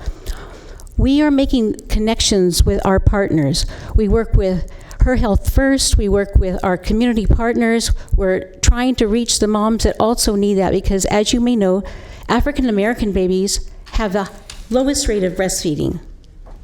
And African American mothers have so many challenges to sometimes get to us. We're trying to touch on that. I am concerned that if that funding level goes down, the progress that we made will not continue. So, in short... Can you wrap up, please? Yes, in short, thank you so much for your time. Thank you so much for keeping that perspective. I appreciate it. Thank you, Jeanette. You're Lisa? Yes. Okay. Good afternoon, Commissioners. My name is Lisa Matthews, the Breastfeeding Program Coordinator with the Sacramento County WIC program. Today, I'd like to address the proposed 40% reduction to the breastfeeding result area. As you've heard previously, there are significant gaps in our community with regards to breastfeeding support, and many of the families in our community come to WIC, even those that aren't on WIC, access our services because there is a lack in our community. The proposed 40% reduction would lead to approximately 55% reduction in lactation consultant services because there are some program costs that we are not able to reduce at the same rate. So that would mean, as an example, 700 mothers per year would not be able to access breastfeeding support services through lactation consultation, and also approximately 920 consultations would not be available or not provided annually over one fiscal year. As mentioned by Julie and Jeanette earlier, both Community Resource Project WIC and Sacramento County WIC are working on reimbursement pilot with independent physician associations, and this is part of our sustainability plan. What we've seen so far is about 30% of the consults that we are doing are being able to be reimbursed. So I would like to request that the Commission reevaluate the percentage of the reduction to have it be closer to the 30% reduction, because that is partly what we had planned for in our sustainability plan. Thank you so much for your consideration and your ongoing support. Thank you. So before I call the next speaker, Julie, I suspect that when public testimony is concluded, you have a question from at least one commissioner, myself, about kind of this color of money question when it comes to WIC in particular. I know you made mention of it earlier in response to Commissioner Wagstaff, but I think it needs to maybe be explained in a little greater detail. And by that I mean, what other opportunities are there for funding besides that which comes from this commission that could keep WIC whole? Okay, thank you. All right, Stephen Orkin.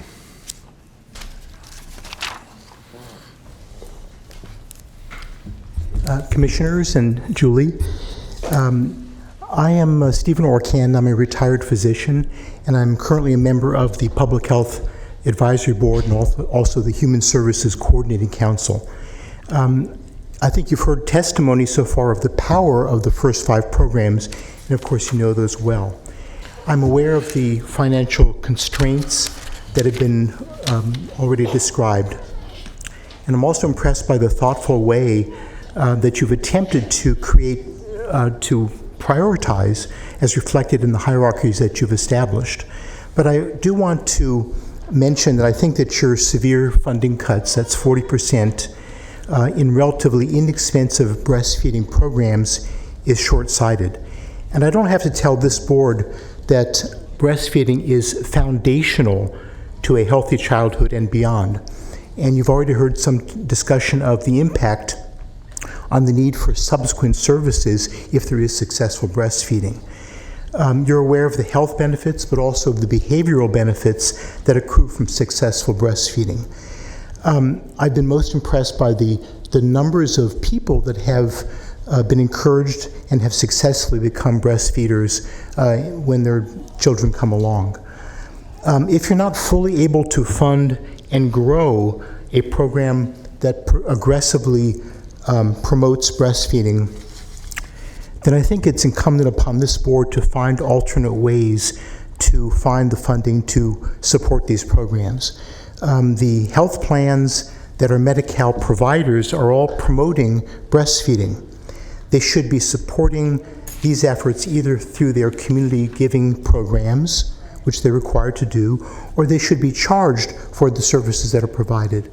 So I think there are alternative ways of funding these programs. It'll take some work, but I think you should not take a drastic step at this point of a 40% cut, because you may end up with loss of personnel that are really important aspects of this program. Thank you. Thank you.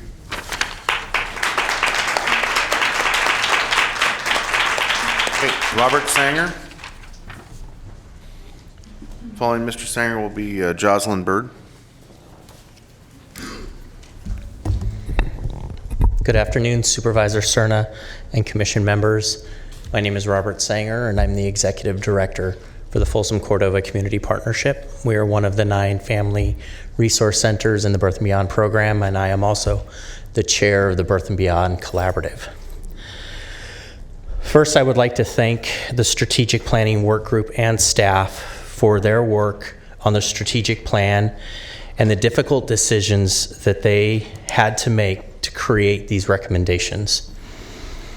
I would like to take a moment to address the percentage of cut to the effective parenting strategy area and what we understand to be part of the philosophy for the higher cut percentage in the list of priority areas.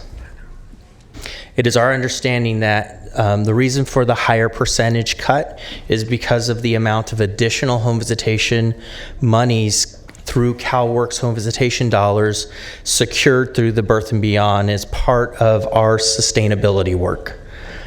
I would like to let the Commission know that even though there are CalWORKs home visitation dollars, these are not apple-to-apple dollars with first $5.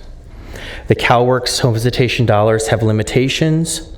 The CalWORKs home visitation dollars are only for families with children 0 to 2, or with families with children 0 to 2 of age, and the family has to be participating in CalWORKs in order to be eligible for that program.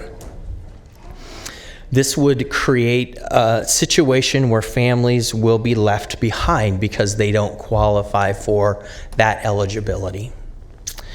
And one of the examples of that is at the strategic planning work group, there was a family that came in from La Familia's Family Resource Center, and she shared her story of engaging in the home visitation program as well as the Family Resource Center and the deep impacts that made on her family.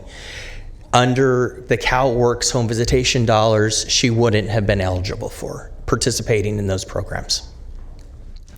I would also like to share with the Commission that the threats to the home visitation funding continues with the loss of Title IV-E waiver dollars to Sacramento County. So I just want to take the opportunity to share that with the Commission, and I want to thank you for your time in making these difficult decisions. Thank you. Okay. Jocelyn Bird, and following Ms. Bird will be Siobhan Stills. Hello, good afternoon. My name is Jocelyn Bird. I am the owner and operator of a family childcare in the North Natomas area. I service families with children ages 2 to 10 years old. I currently have 19 enrolled children, and I am a part of the preschool bridging model program. I would first like to thank the first 5 commissioners for funding the preschool bridging model program. It has helped me grow tremendously as a staple business owner within my community and assist my staff members, enrolled families, and children with endless resources. Because of my amazing coach, Beth Sievers, and her persistence of helping me learn and incorporate the ages and stages questionnaires into my early childhood program, I am now able to quickly identify any concerns within my students and provide them with the appropriate support they may need. 2 years ago, we were able to encourage one of my clients to take her preschooler to get an evaluation with her pediatrician after scoring significantly low in the social emotional section of the ASQ. We all thought that she was just going through her 2-year-old temper tantrums, as most 2-year-olds do. However, after speaking with her pediatrician and having additional screenings done, she was diagnosed with high-functioning autism. With the continuous support of the PBM program, this child was able to have an on-site behavioral specialist and direct tools that help her blossom and thrive within my program. Without the ASQ screening, I'm not sure if we would have been able to catch it so early on, so she was able to get the support that she needed. The PBM program has made a huge difference within myself as a staple business owner and with my enrolled families as well as my children. And I just encourage for it continually to be supported, and I thank you for your time. Great, thank you. Thanks. Siobhan Stills? Ms. Siobhan needed to return to her family child care. Okay. Christine Smith?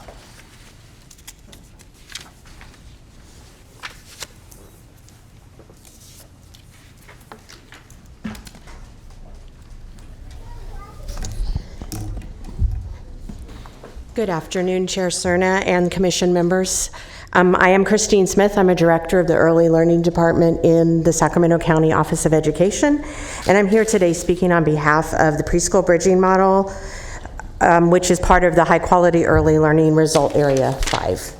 I'd like to begin by thanking the Commission for their investment in high quality early learning throughout the years, and remind you that past investments in the preschool bridging model has positioned Sacramento County to draw down quality improvement funds from both the California Department of Education and First 5 California. First 5 Sacramento dollars can serve as a match for First 5 impact quality dollars and are essential to draw down the maximum funding. A $1 investment from First 5 Sacramento leverages $2 of impact funding to support quality early learning. Continuing your investment in Result Area 5 and Preschool Bridging Model Plus is critical. Children may spend up to 12 hours per day in an early learning and care setting, And research has shown that a high-quality early learning setting is an essential foundational component for a child's school readiness as well as their lifetime success. Family child care homes and private centers that are served through Preschool Bridging Model Plus are those high-quality settings. First Five's support of high-quality early learning ensures that children have high-quality educational experiences in the centers and family child care homes when they're not with their families. Your current investment supports direct support for the providers and their families, which enhance and expands access to quality improvement to family child care home and private centers. During the first quarter of this year, our ECE specialists were able to connect with 115 teachers and professionals working with children, and that's over 1,637 children, birth through 5, that have been supported through this quality work. 84% of those providers are in the high priority LPC zip code zones, serving high-risk families. So I'm here today to strongly encourage the Commission to reinvest in Preschool Bridging Model and its benefits to our county's children's families and early learning professionals. And we hope that we know that you have a lot of hard decisions, and for us a 40% cut is a large cut, but we hope you do consider to move forward with your strategic plan recommendations. Thank you. Thank you. All right, our last speaker is Robin Blanks-Guster.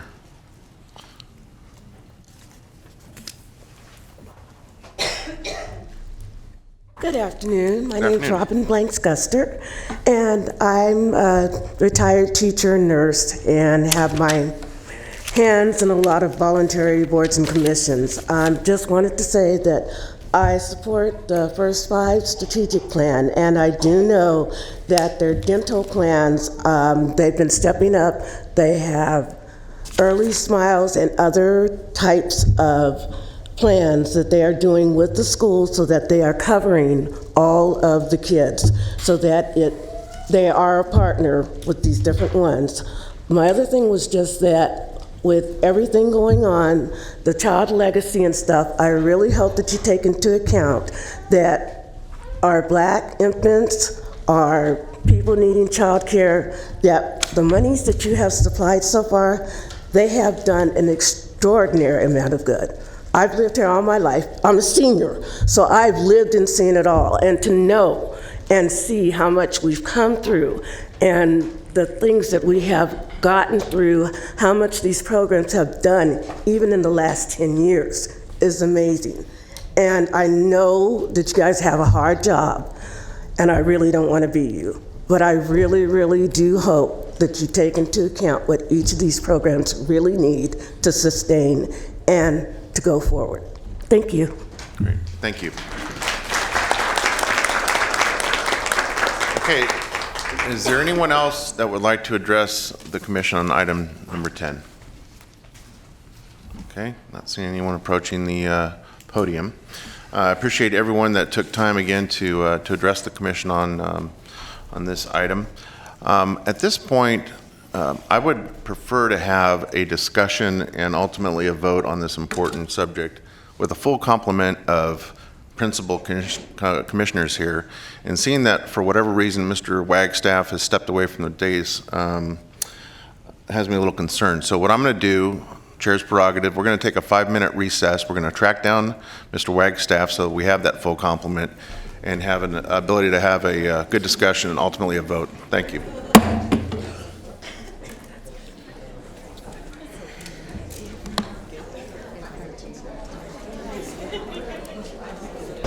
Okay, I'd like to call back to order this meeting of the Sacramento First Five Commission. Madam Clerk, will you please call the roll and reestablish a quorum?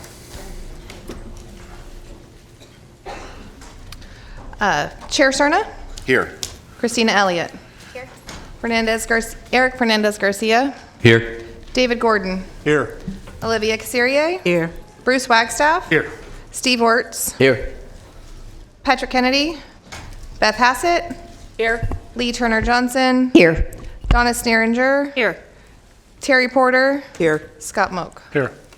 All right, I believe we have the full complement of where we started. That's progress. So I appreciate everyone coming back to the dais for discussion and a vote here.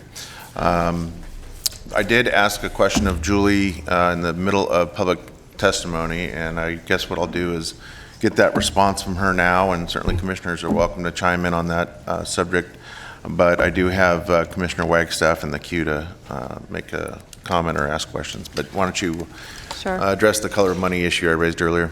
Sure, and I feel like we've been here before when we were making reductions during the first fiscal cliff. We did have a higher reduction rate for breastfeeding, and one of the reasons why we turned that to less of a reduction was to give them some additional time to work on the sustainability, because it is a tough one to get to.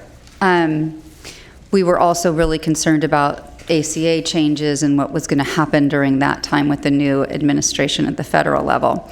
And we do still have one challenge, which is around IBCLC, so internationally board certified lactation consultants in the state of California cannot bill directly for services unless they are either overseen or are also an IBCLC who's also a registered nurse or a physician's assistant. It has to be a higher level. That's something that our First Five Association is aware of. I'm sure the WIC Association is aware of and is working on that, State WIC Association. And starting this pilot that I mentioned with River City Medical Group is something that they're doing during this contracting period to try to establish a workaround, if you will, a different way. So there are some things that I think have the potential to be fixed. Will they be fixed in 18 months' time? I don't know the answer to that. I know that they're working on it. So there's no simple answer to it, but it's of paramount importance. No, I appreciate that. Are there any other First Fives across the state who perhaps face this potential cut in breastfeeding services, especially with partnership with WIC, that were able to bridge a funding gap without a pause? I don't know the answer to that. I would have to ask around. There actually aren't that many commissions that fund IBCLCs across the state, believe it or not. This is a legacy. This is something that First Five Sacramento began, I think, was one of the very first funded programs out the gate, and we have made it a huge priority. But I don't know. I think it's fair to say that there are a handful of other commissions that fund this work. Okay. Do commissioners have any questions or reaction to this particular part of what the public provided in terms of testimony? Okay, hearing none. Commissioner Wagstaff? Yes, thank you, Mr. Chairman, and apologies to everybody for having to scoot out of here on another issue very quickly. But I do think, Julie, to your comments just now, it would be useful to check with some of the First Five commissions to see if they have discovered other ways of covering that. I'm very sensitive to the kinds of decisions that had to be made here. I want to thank again the work group for their input and their time they committed to this. And I know that the calls were difficult, but Mr. Chairman, I think Julie's thought process on this makes a lot of sense, and I'd like to move the staff recommendation. Okay, it's been moved by Commissioner Wagstaff. Is there a second? Chair will second. Further conversation? I'd like to say something. Okay. Just really quickly. I mean, I don't want to belabor this. I think that, we've all are not going to enjoy what we're going to have to do here in a minute, but I would say that, really, I think going forward, one of the things that I really want to focus on as a commission and in the sustainability committee especially is what are the priorities of our commission moving into this different financial landscape. And I'm not the type of person to continue to fund something just because we funded it first. That being said, I also think that breastfeeding is one of the most important things that a woman and an infant can do together, and I think it's foundation setting. I'm gonna hope that we can figure out new ways to partner with our folks that are being funded in this first priority R1, and find out what those links are. I'll say for myself, this doesn't necessarily reflect what my priorities are, but I respect the process that this committee went through, that the subcommittee went through, and I also want to thank, I don't want to sound, like I'm not thankful for that process and that those hard conversations that were had. So I think that with everything that's taken place and the diligence that, this work group went through, I support it. And I just think we need to figure out where breastfeeding stands in our priority list, because right now, I guess I'm a little bit confused about how it ended up ranking that, not confused, concerned about how it ended up ranking so low on the priority list. What does that mean? I don't think that's to be figured out here, but I just wanted to take the opportunity to say that that's a concern I have, and I want to understand that and figure that out over the next 12 months and what we can do as a commission. Thank you. Commissioner Wirtz? Thank you. A couple comments and questions. The first, my understanding is that in the breastfeeding domain, we're talking about funding around nearly $500,000 per year. To take that cut up to, or from 40% to less than that, 30%, would be about $50,000. So I think we're talking, that's the, for per year. That's the first question. It was $630, it's now $450, that's about $180 divided by 3. We did some quick math, and to get it to about 30% is, we came up with $80,000 per year. An $80,000 increase would bring it from a 40% to a 30% cut. Okay, thank you for the clarification. I appreciate that. My quick math was not It's okay. So one, I wanted to put that out there. That's the amount we're talking about if someone were to make a suggestion of switching from 40 to 30. So then I have two questions, both about leveraging. Yes.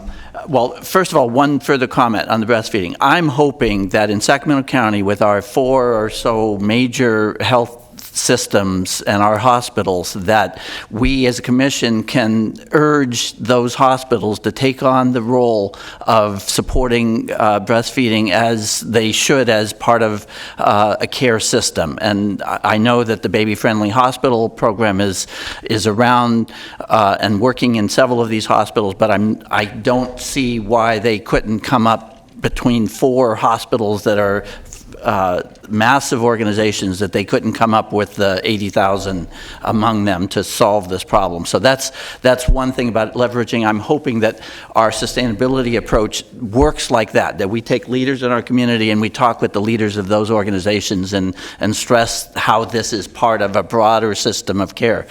Which I just want to say that my perspective, from a public health perspective, is around the multiple social and economic determinants of health. And all of these are intertwined. A woman can't succeed with breastfeeding if her family is going hungry. They can't succeed if they're homeless. There are a lot of challenges that are intertwined. They can't succeed if their baby is too premature and so on. We've seen successes as well. So I just want to point out that we're dealing with a variety of risk factors and a variety of protective factors to try to build the best structure we can in Sacramento to help our families, and that includes having parents know how to be effective parents and our schools to be ready for them and so on. So I just contextually want to say that as well. The two leveraging questions I have, one is around the bridging model about the drawing down of one first $5 for every 2 matching funds from the state. I'm wondering, I thought perhaps incorrectly that as we discussed this, that there was a cap to how much could be drawn down, and that we were still going to be drawing down the close to or the full amount of that. And should I take the question separately and let you? Sure. Okay. So for that, Correct. When we were at the work group meeting, we did not yet know the allocation for Sacramento, nor how much we were going to need for drawing, to match it, to draw down the full amount. Yeah. We've subsequently found out it's a little over $1 million a year, but I was under the impression that about $510,000 per year had to be our minimum match to draw down the full amount. Right. So, and that information came in afterward, and I'm just going to look to Lindsay to confirm that is the number, $510,000 match for annually. Yes. And that means that we are going to draw that down? Yes. Yeah, okay. So that makes me feel better that we were thinking through this in the way that we thought we were. Yep. The second has to do with the home visitation and the CalWorks piece.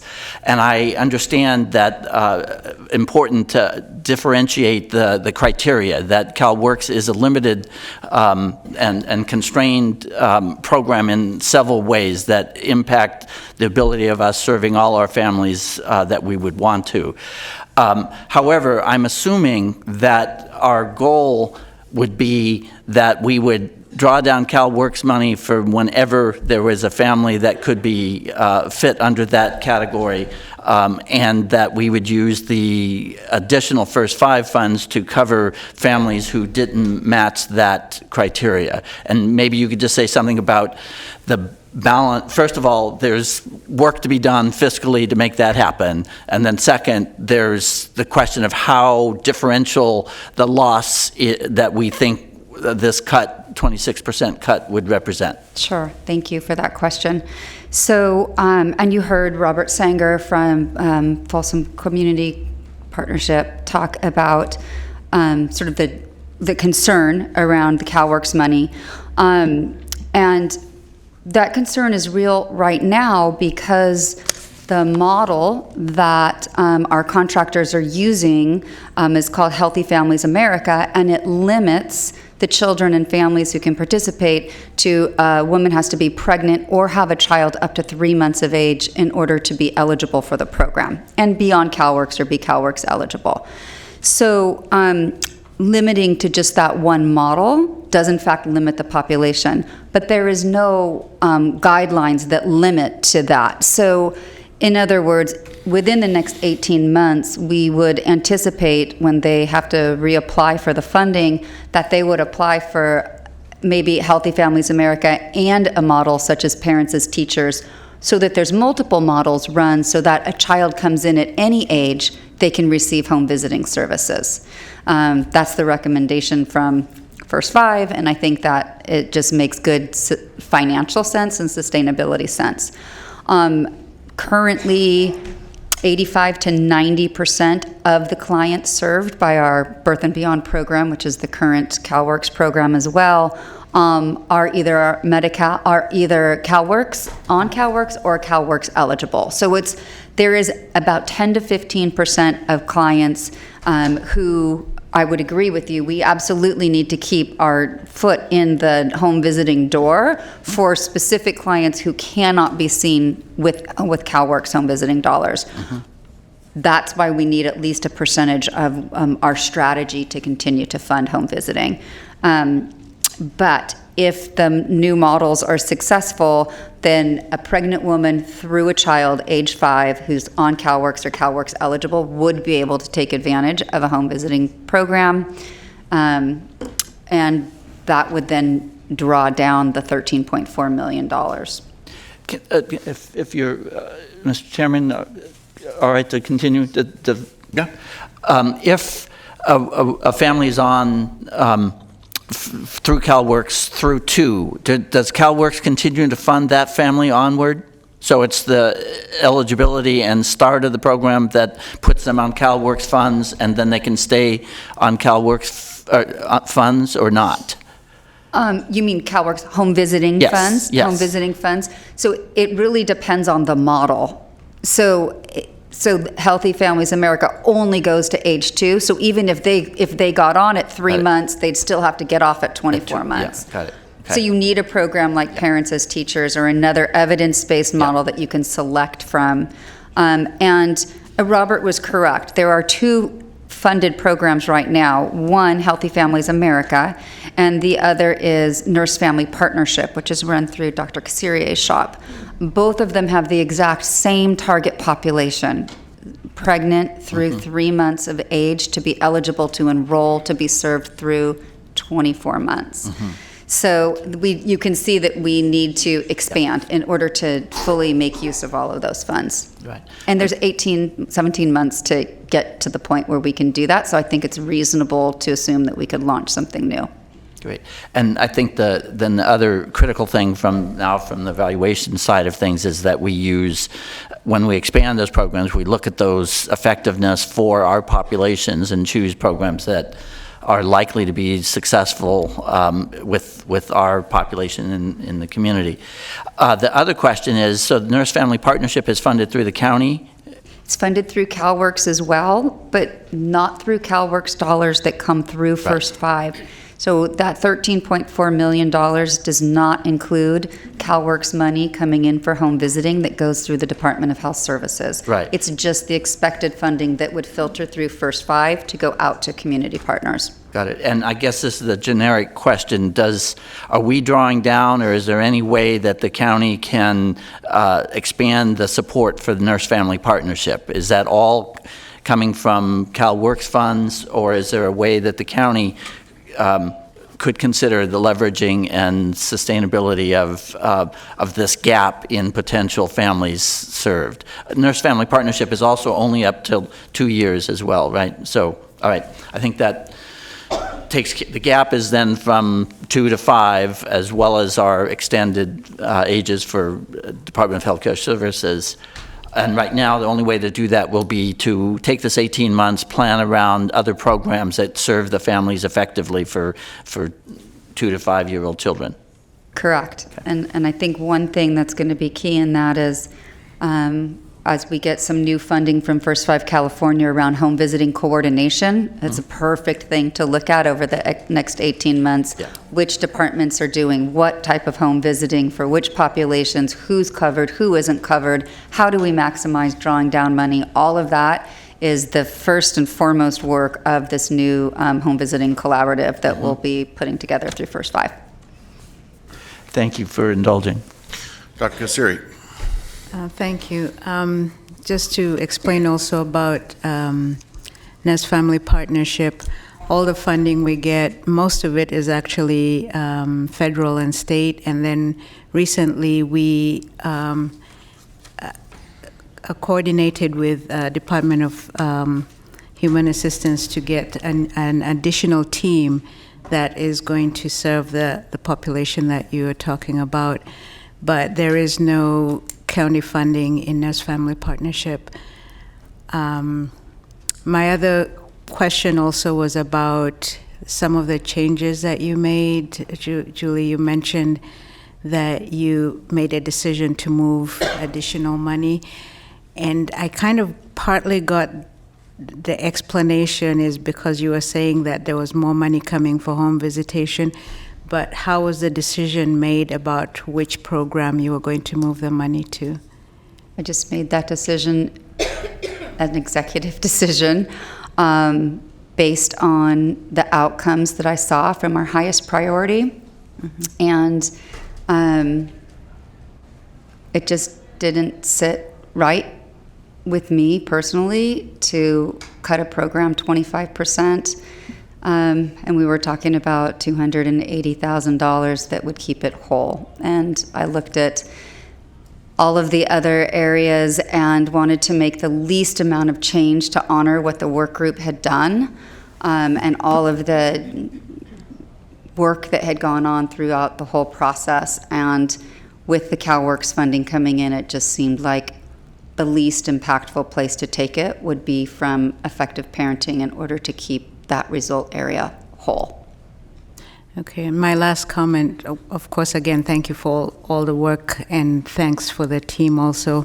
I know it's very difficult to make these decisions, but I am disappointed that breastfeeding is going to be cut that much, because knowing just how much it impacts the early development, and it benefits the baby in so many ways, benefits the family in so many ways. And I know there's been comments about, well, it should be funded through the health plans, but the reality is it is not. And the families that do end up going to WIC usually don't have any other way of actually getting that support.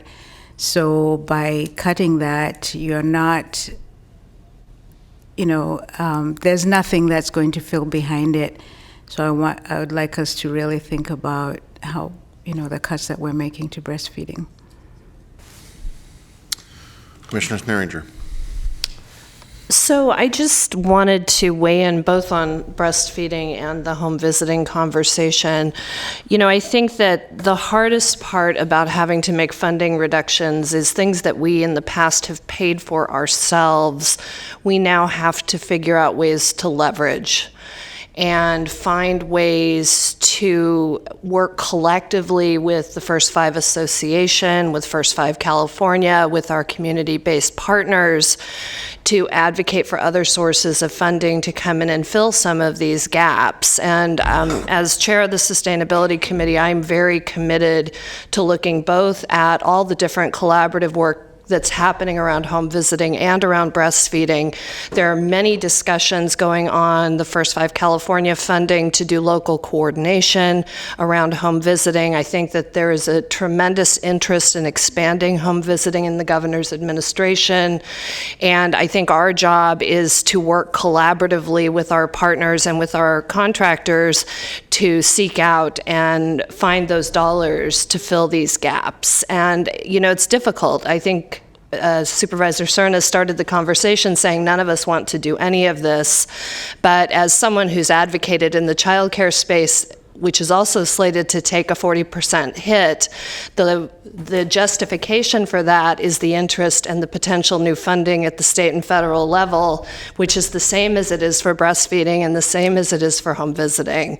And I think that to be consistent across our priorities, if we are weighing those external leveraging options as part of our decision-making process, I'm very supportive of the approach the staff is recommending. Great, thank you. Commissioner Moak. Thanks. Once again, I'll first start by thanking those of the people that are still here that spoke up on behalf of your programs and the lives that you're touching. Those are the things that's why these decisions at the end of the day, although hard, are worth it, is because so many of you are committing your lives every day to helping people and advancing their own lives and their own stories. So thank you for doing that. We've been long staring at these cuts for, having been sitting here literally in this seat, I think, since 2005, having gone through one round of strategic planning where I was involved, and now having the chance to sit beside my colleague, Dr. Wirtz, through this process. It's making cuts is never easy. They always say the art of strategic planning is deciding what not to choose, and not choosing things is where people's lives are impacted is really hard. I heard some of you celebrate the fact that the cut was reduced, or maybe there was as much or more funding for you or your priority area than you originally thought. And I would just caution you that there are people in this room that are going to have to figure out how to do something with nothing. And so just be careful with your celebration as we move forward. If anything, it's a time to connect up, maybe like you never have before. So that's particularly looking at the breastfeeding group. They're going to need help, just like the families you serve every day. They need help too. So don't walk away from them. I'm going to say it just because I would regret it if I didn't. It was a little bit of a disheartening process this time around, having sat through the hours with my committee members, hearing input by all these parents, hardworking providers, going through and ranking these programs as if you can rank programs. scoring them, having discussion about their merits and their outcomes that they're producing, making some grueling, difficult decisions on what to leave behind, what to zero out, what to cut by 20 or 30 or 40%. We finalized our recommendations with heavy hearts, and then to hear it come back and that it was changed. That's tough. It's tough to go through a process like that. I can imagine if I was sitting through because we sat through those meetings, so did many of the people in this room, sat through every single hour of those meetings, and that's hard. That doesn't give you good faith in a process. And I don't want to go through something like that again. I won't go through something like that again. So I know there's still a lot to do. There's still time. I apologize for being a little bit emotional. My grandfather passed away today. I know, sucks. But he would have wanted me to be here. So thank you for all of you that came forward and for dedicating your time and your lives to this. I appreciate it.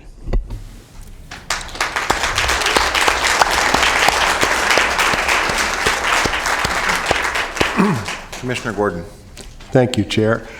I just wanted to echo my thanks to the committee for a great job, to the staff for a great job, and just to let people know that not only is this not easy, this has been a long time coming. We've known that this is coming, and I guess the request I would make going forward is various of these programs that are working to sustain the programs, most notably the breastfeeding. I'd like to see if we can get, before a year from now, some updates on how are they doing on achieving sustainability, because it may be that our voices, separate from our funding, our voices with the Board of Supervisors or others, could be helpful in moving towards solutions to leverage other dollars, because I realize that these funding systems, I've learned an awful lot in the last number of years about how Byzantine these funding systems are and how difficult they are to navigate. So for me, something like breastfeeding seems like preventive medical services. It would seem like there should be no question that should be covered somehow by someone. So I just ask on that and some of the other home visits, whatever it is, that we get some updates periodically during the year on how the sustainability efforts are going, so that we might be able to weigh in and help along the way. That's a good suggestion. Thank you. Commissioner Turner-Johnson. Just very briefly, clearly, all these decisions they're programs that have been funded because this county and this group and the Board of Supervisors believes in them, if not having even created some. I just want to make a comment. I recently attended as a representative the Breastfeeding Summit and was thrilled with all of the knowledge that I gained. I just want to say that there's a little bit of it that seems counterintuitive, only because we are trying to save children's lives in this county, all kinds of babies' lives. And so I'm delighted to hear that 85% of the Black Child Legacy children are pretty much covered, either through CalWORKS or, Medi-Cal, but the other 15, and all the other babies. And the only other thing with home visiting is that the care in hospital is not typically, I believe, carried into the home for enough follow-up that we would not only help with lactation, that could literally, as we heard today, save a child's life, but also I think that without that, we miss opportunities of seeing other things in homes that are part of our data that we fund around SIDS and many other aspects, or violence, or whatever kinds of things we're collecting around that can literally provide the opportunity for intervention. So that said, I have to agree with all of my fellow commissioners that worked on this particular committee and so hard dealing with this, that the funding is coming to a shorter and shorter balance every single year. And I too was on the advisory from 05 or 04, and I remember talking about this day then. And yet I can't help but feel that this particular piece of breastfeeding and the issues of home visiting, as a longtime early childhood person, are so terribly important. And somehow, some way, if we can not just make a vote and then shelve this and find a way to help, that would be my recommendation, and I will be a part of it in any way I can. So thank you. Thank you.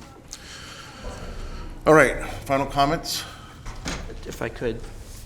I'm sorry to take time, but I feel the need to sort of acknowledge Scott's work on the committee and his concerns as well. And I think we all understand the process, and we want to have a process that's open, transparent, and well thought out. And so I want to acknowledge your concerns, Scott. And I think just to sort of state where the committee had come is that we did have a cut to R1 that was less than any other domain, even at the beginning. So we did recognize that. And I think we are going to hear on our next portion of this, in part, why we value the program that we're talking about in terms of the partnership with the Black Child Legacy. We have not seen the kind of results that have been shown through these programs and partnerships in many other programs, and so it does stand out as an incredibly effective community joint effort that First Five has been central in the beginning and has continued to play a significant role throughout. So I just want to acknowledge that the original cuts were less than other areas, but we are stuck with this situation of recognizing that we're cutting good programs one place or another. So just as context, thank you. All right, thank you. So I have a question for Julie. It's a budgeting question. So we operate on a 3-year strategic plan. Correct. Is it possible to call it what you will, bridge funding? Is it possible to look at a single year of funding for something that I think I'm hearing from my fellow commissioners is important to them, for a 12-month period, not a 36-month period, that gives an entity the ability to work, whether it's through the Board of Supervisors or our local health systems, others in the community that could help develop the funding that might otherwise just evaporate from this commission. Could we do it on a single year basis with that very concerted effort in mind, and not just be, limited to looking at it in a 3-year time frame? As in tacking on an additional year to the current strategic plan? Here's where I'm going with it. Okay, sorry. So you said you did some math earlier on breastfeeding in WIC, and that it's about an $80,000 a year cost, right? Yep. So you didn't say, by the way, where you'd pull it from. And that's really what this exercise is all about. It has to come from somewhere. Yes. But conceivably, let's say it's $80,000 for a year to keep them whole. Could you conceivably split it down the middle, so $40,000 and $40,000 each from R6 and R7 for a year? So it's a very, very minimal impact to those result areas, which gives them the opportunity to not feel like today is the day. We can all kind of commit ourselves to helping find some resources so that the landing's a little smoother for them. Is that possible? We can do whatever this commission would like as far as moving the money around. I just wanted to make sure that you understood that the $80,000 would move them from a 40% cut to a 30% cut, but not keep them whole. I understand. No, Okay. I appreciate you pointing that out, because we did hear from one of those individuals that testified on behalf of WIC that sounded like to me like the 30% versus 40% cut was a little more digestible. Yeah. So with that as the seconder to the original motion, I would like to make that amendment. And that way I think the bluntness of this is diminished. And I also think by doing it that way, we really minimize the fiscal consequence to the two result areas that it's going to have to come from. Does the maker of the motion agree with that? Yes, so make amended motion. Okay, I will re-second it. Okay, we've had ample discussion on this. Are commissioners clear on the amendment? Seeing head shaking? Okay. Let's have a roll call vote, please. Chair Cerna, Aye. Christina Elliott, Aye. Eric Hernandez y Garcia, Aye. David Gordon, Aye. Dr. Casserier, Aye. Bruce Wagstaff, Aye. Steve Wertz. Aye. And the motion carries. Great, thank you. Again, thanks to everyone for your patience and your willingness to be here in the middle of the afternoon to give testimony to this commission on, again, one of the most important things that we're asked to do. And I wish we were talking about a budget that grows, but that's not the case. So thank you again. All right, next item, please. Presentations, evaluation findings from efforts to reduce African American child death. Okay, great. Thank you for all of that. Still spinning a little bit. We're going to shift gears then, and Linda Fong-Samara is going to take the lead on this, as she's our staff person who's responsible for all of our efforts to reduce African American child death.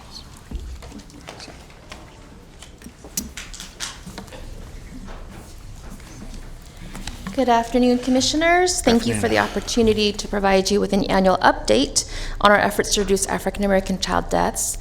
Today we're going to focus on fiscal year 18-19 in our update and show you some progress and some outcomes that we've been able to see in the last fiscal year.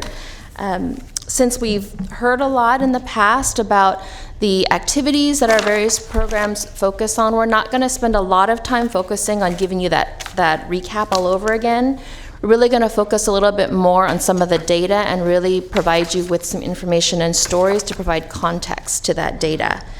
We're going to start then with a really big picture of what's happening county-wide. I'm hearing from our partners at Black Child Legacy Campaign, and then we will also hear from our partners at RSC about a new county-wide campaign that's coming out.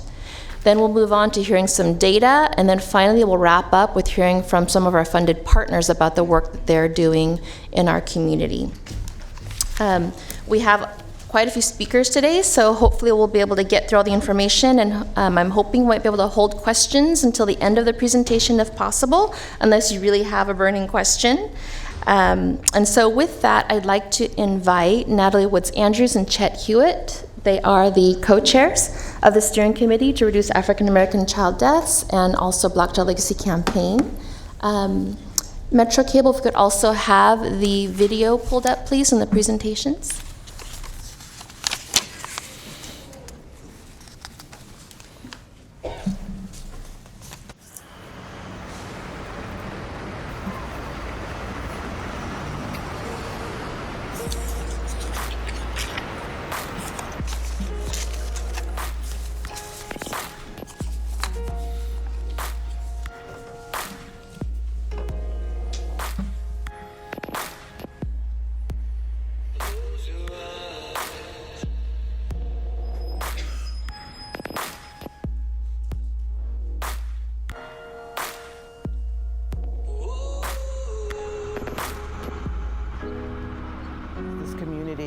is in need of a lot of support and resources and really be able to supply them with opportunities that may not have happened actually if it hadn't been for Black Child Legacy.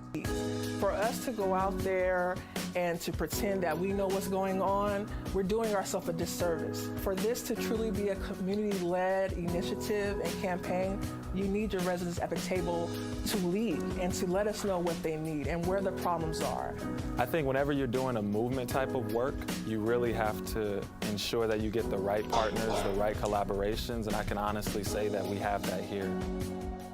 I know it's been, things like this have been tried before, but never as comprehensive as this. We didn't have before us a probation department where we can stay in one community, and the Black Child Legacy Campaign has definitely allowed that to happen.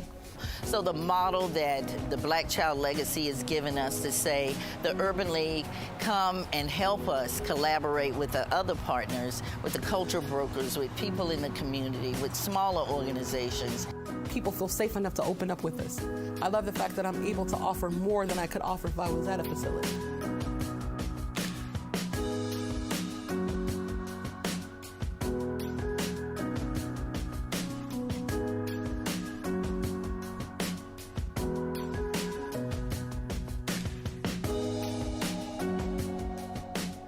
It's so far beyond the mission of BCLC, because when you start to build relationships within a community, you start to build community. We're all gathered as one under one umbrella. A lot of times that's unusual when you bring people from different backgrounds, different departments and programs, so we're real proud of that. Just looking at the willingness, I think Black Child Legacy Campaign is really making a significant change.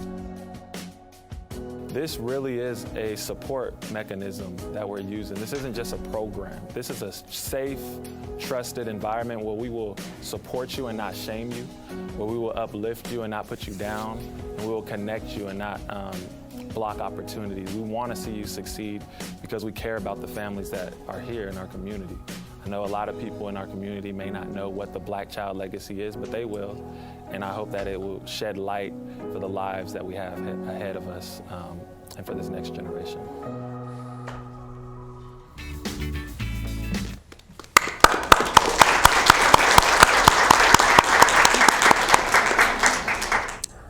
Thank you. Can we have the PowerPoint, please? While they're pulling that up, we thought it would be a great visual just to show you how this really is a community-wide, county-wide effort that your commission has been a part of since 2013.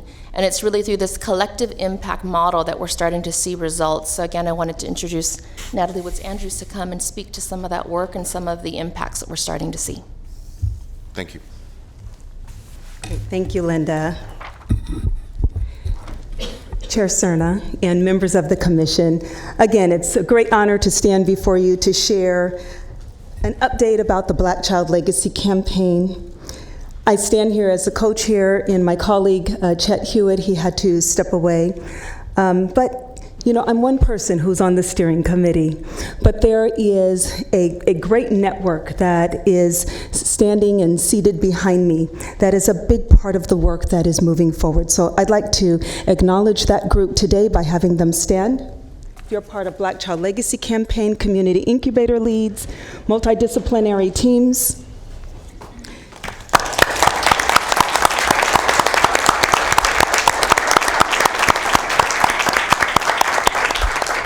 You know, 5 years ago, when we stepped before you to provide a presentation, we were just beginning this work. These were individuals who have been working kind of isolated in their communities because there was no system, no structure, no support that was being brought into the community. They were working in isolation, feeling alone in what was going on in the communities, yet they didn't know that they're all facing the same crisis. And so this has been an opportunity to really report on kind of the change in that underlying tone that has changed within the communities. So no longer are our communities isolated, working alone, but they are part of a network infrastructure today that I tell you, many individuals in this room, I as well, are native sons and daughters of Sacramento County, so this work became very personal to us. And we are better off because of the seed money that you have been able to invest in the Black Child Legacy Campaign. So we stand today united in our work. We stand as collaborative partners in this work very strong. And we stand here as individuals and agencies that are transforming Sacramento County. The investment of First 5 Sacramento really helped us with initiating the steering committee, and it was because of your conversations and your insight to really make that difference here in our community. This steering committee really did kind of lean in on the opportunity that was before us because of the data that continued to persist over 2 decades. We established the Black Child Legacy Campaign, and that was really our opportunity to just ring the alarm that there was a crisis here in Sacramento County. Our young children were dying at disproportionate rates, and we know that that also was for preventable reasons. This provided us with an opportunity to really help to address some of the inequities that we know our Black families were facing in our community. So I like to say that, you know, it was because of your investment, and it was because of the leadership and the guidance of my colleague Chet Hewitt and his team at the Sierra Health Foundation, just providing that over leadership and guidance to this work that has truly helped us make that difference. So we're very thankful to Sierra Health Foundation as the backbone agency in this work as well. This opportunity really has created that change. We had a specific strategic plan, we had an implementation plan, and I feel that we have really stayed true to our mission and utilized your funds well. One of the things that we have learned over this 5-year process, as I shared with the advisory committee, we now know what makes a difference. We have discovered, as I said, that secret sauce of what really can make that difference to transform a community. And a lot of it is because it is community driven. There's no way that we could have done this work without that type of focus. We started off on a mission of our chief goal of reducing the death rates of African American children by 10 to 20% by 2020, and it's hard to believe that we are now in that year. And this is the year to stand for accountability. We continue to stay proactive and preventive, and we have continued to tell the story. We have been able to share the story in multiple venues, in 31 stories that have been produced about the Black Child Legacy Campaign and over 15 media events. They have been on TV, we've been in print, in newsletters, in the newspaper, making a spotlight on our efforts as a community. We have made significant impact throughout Sacramento County. And how we're doing it, it's because we're breaking down some of those silos and we're working across organizational lines. We are making sure that we're engaging the community. This is community-driven work that will make the difference. We're removing some of those roadblocks. Some of those systems that have been in place for many years are now loosening up so that we can truly respond to the needs of the families without some of the barriers that continue to persist. One of the big pieces that you've heard earlier today is we're strengthening parents.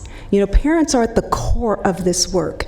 If we're not focusing on the young children and the parents and the families, then we're truly not going to make an impact. But that has been first and foremost. We're developing our youth. You've heard in the past voices from our youth and how this work has impacted their lives. And I know you've heard about the news of data that is going to be shared with you today about how our youth are greatly impacted in positive ways because of the work of Black Child Legacy Campaign. We're healing families, keeping families together and whole, and most importantly, on our mission, we're on point of saving the lives of Black children. Our work has been successful over these past 5 years. We have an opportunity to continue to focus in on the preventable causes of death. We are going to be hosting the 2020 Violence Prevention Summit this year. We had an opportunity to share this story recently at the First Five California Convening on Health and Education with Chair Cerna and Julie Galelo and members who will also be speaking today. We've also had an opportunity to provide some input in displaying a digital health for our maternal focus on perinatal conditions, and then also utilizing a storytelling project, which we know is so important to share not only the data, but to really tell the stories behind the data. We've also been able to make an impact with policy and making sure that we're continuing to look for ways to secure and sustain funding, and then also to bring this work to scale. We have been able to continue to work with the Child Abuse Prevention Council as one of the members of the Prevention Cabinet to continue to seek out funding that will make a difference in Sacramento County, and also to make sure that we're aligning our efforts. And then lastly, we've been able to make a difference in the infrastructure that we have. It's something that didn't really exist prior to 5 years ago, but it was through our efforts that we were able to really network the communities together so that they are truly working across our communities in Sacramento County to support families. Families don't always stay in one neighborhood. Sometimes they do cross over into other neighborhoods. But there's a warm handoff and there's a system of support that will make sure that family does not fall between the cracks. And so one of the other things that I think has been highly successful is that we did not do this work with just a strategic plan and an implementation plan, but we did outline some indicators of quality to make sure that we were following our indicators and that we were measuring our progress in order to meet our goals. We've also been able to work with other neighboring communities as they have had great interest in the work that we're doing here in Sacramento County. It has not gone unnoticed. And so we now have partners who are very interested in replicating the work that we're doing in Sacramento County, who are housed in Central Valley and also in Southern California. So Fresno and Los Angeles are now initiating their efforts to really become more like a Black Child Legacy campaign in their particular communities. We are working with them to provide that leadership and guidance, helping them host stakeholder groups similar to our steering committee so that they can kickstart their campaigns in their communities. You know, this work is not unique to Sacramento County. There are so many communities that are facing the same crisis, and we have an opportunity to be those pioneers and really lead this work.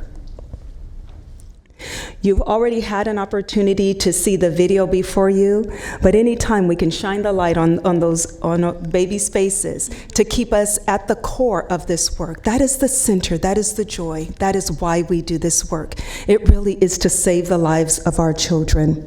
While our approach has been very targeted for a specific purpose in communities, this work is universal. We're seeing many impacts that are filtering throughout our communities. Our work does not just end with Black families. There may be other families that walk into the community incubator lead, and no one is turned away. We're making sure that we really are supporting all families and meeting them at their point of need.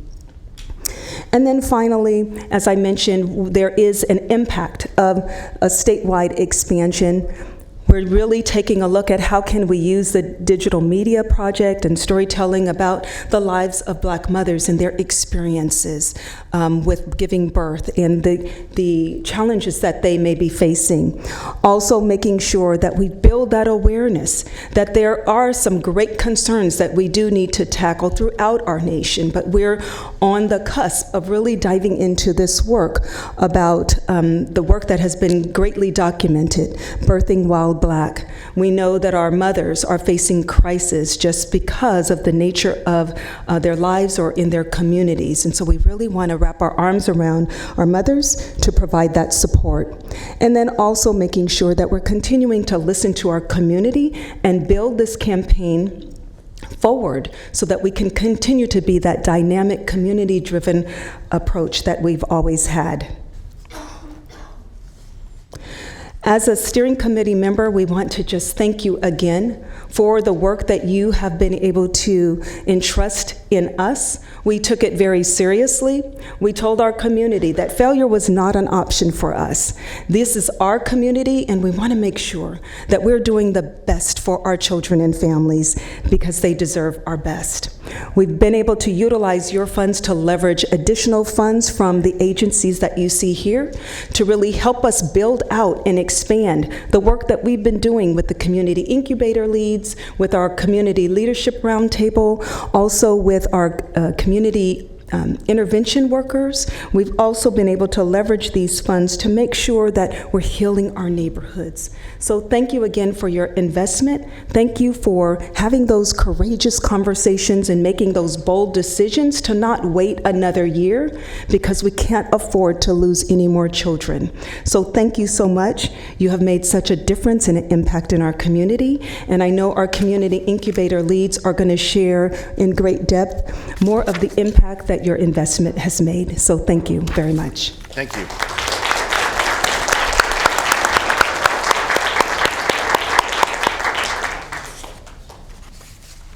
Thank you, Natalie, for your presentation. Next, we have another community-wide effort that you are going to be seeing, hopefully actually already out in the community. And so I'd like to invite our partners at Runyon Saltzman, we also call them RSE, to let you know about a community-wide perinatal education campaign that we're working on. And one thing that's unique about this year, we were gearing up to update our campaign, And one thing that's unique is that an opportunity for a new partnership presented itself. And I know there's been a lot of discussion about that happening today, and what you'll see is it's been a great partnership. In June of 2018, the governor signed in the California Perinatal Equity Initiative program within the California Department of Public Health. And what that did was really provide an opportunity for communities to look at ways they could look at possible interventions to fill in gaps around the Black Infant Health Program. So our public health department got additional funding to do a series of activities to see how they could use some funding to fill in some of those gaps. There are activities such as hospital chart reviews, community forums, and of course a public awareness campaign. So we made the decision, we were approached to say, instead of having two similar or possible competing campaigns in the community, why don't we work together? So RSC is here today to share with you the result of about a year-long effort of really working together, our two departments. We have Lisa Hooks and Danielle Abe here from Public Health. Just really working together and really being in the community to listen and see what might be a great message to put out in our community. So with that, I'd like to invite Brittany Puccinelli, from RSC. Sorry, I didn't know which way to turn here. Thanks very much. Hi everyone, my name is Brittany Puccinelli. I'm just one of many people that had the opportunity to work on this project. It was really a collaborative process between Sacramento County Public Health and First Five, and like Linda said, it's been a year in the making. It just launched yesterday, so I'm really excited to share with you how we got to where we are today. So, the first step in our process was to conduct formative research, and we did so with the support of Her Health First and Earth Mama Healing. And that research identified 4 key issue areas. And the first and most critical was the daily experiences of social and systemic racism and how that's impacting both Black infants and Black moms. So with that in mind, we did just more listening. That was RSC's role throughout the beginning and through the rest of the process, was to listen to families in our community and try to more accurately translate what we heard.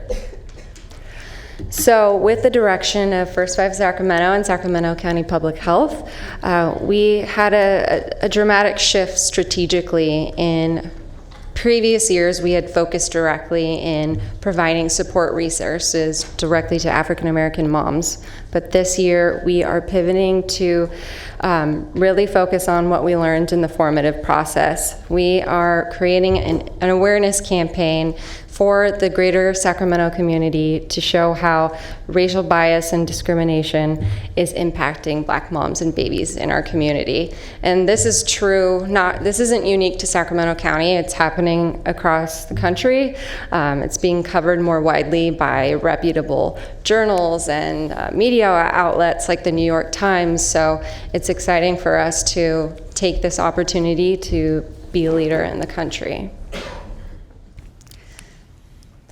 So this is just a signifier of the many steps we took along the way to make sure we listened to our community partners and that their insights and their feedback was reflected in our work.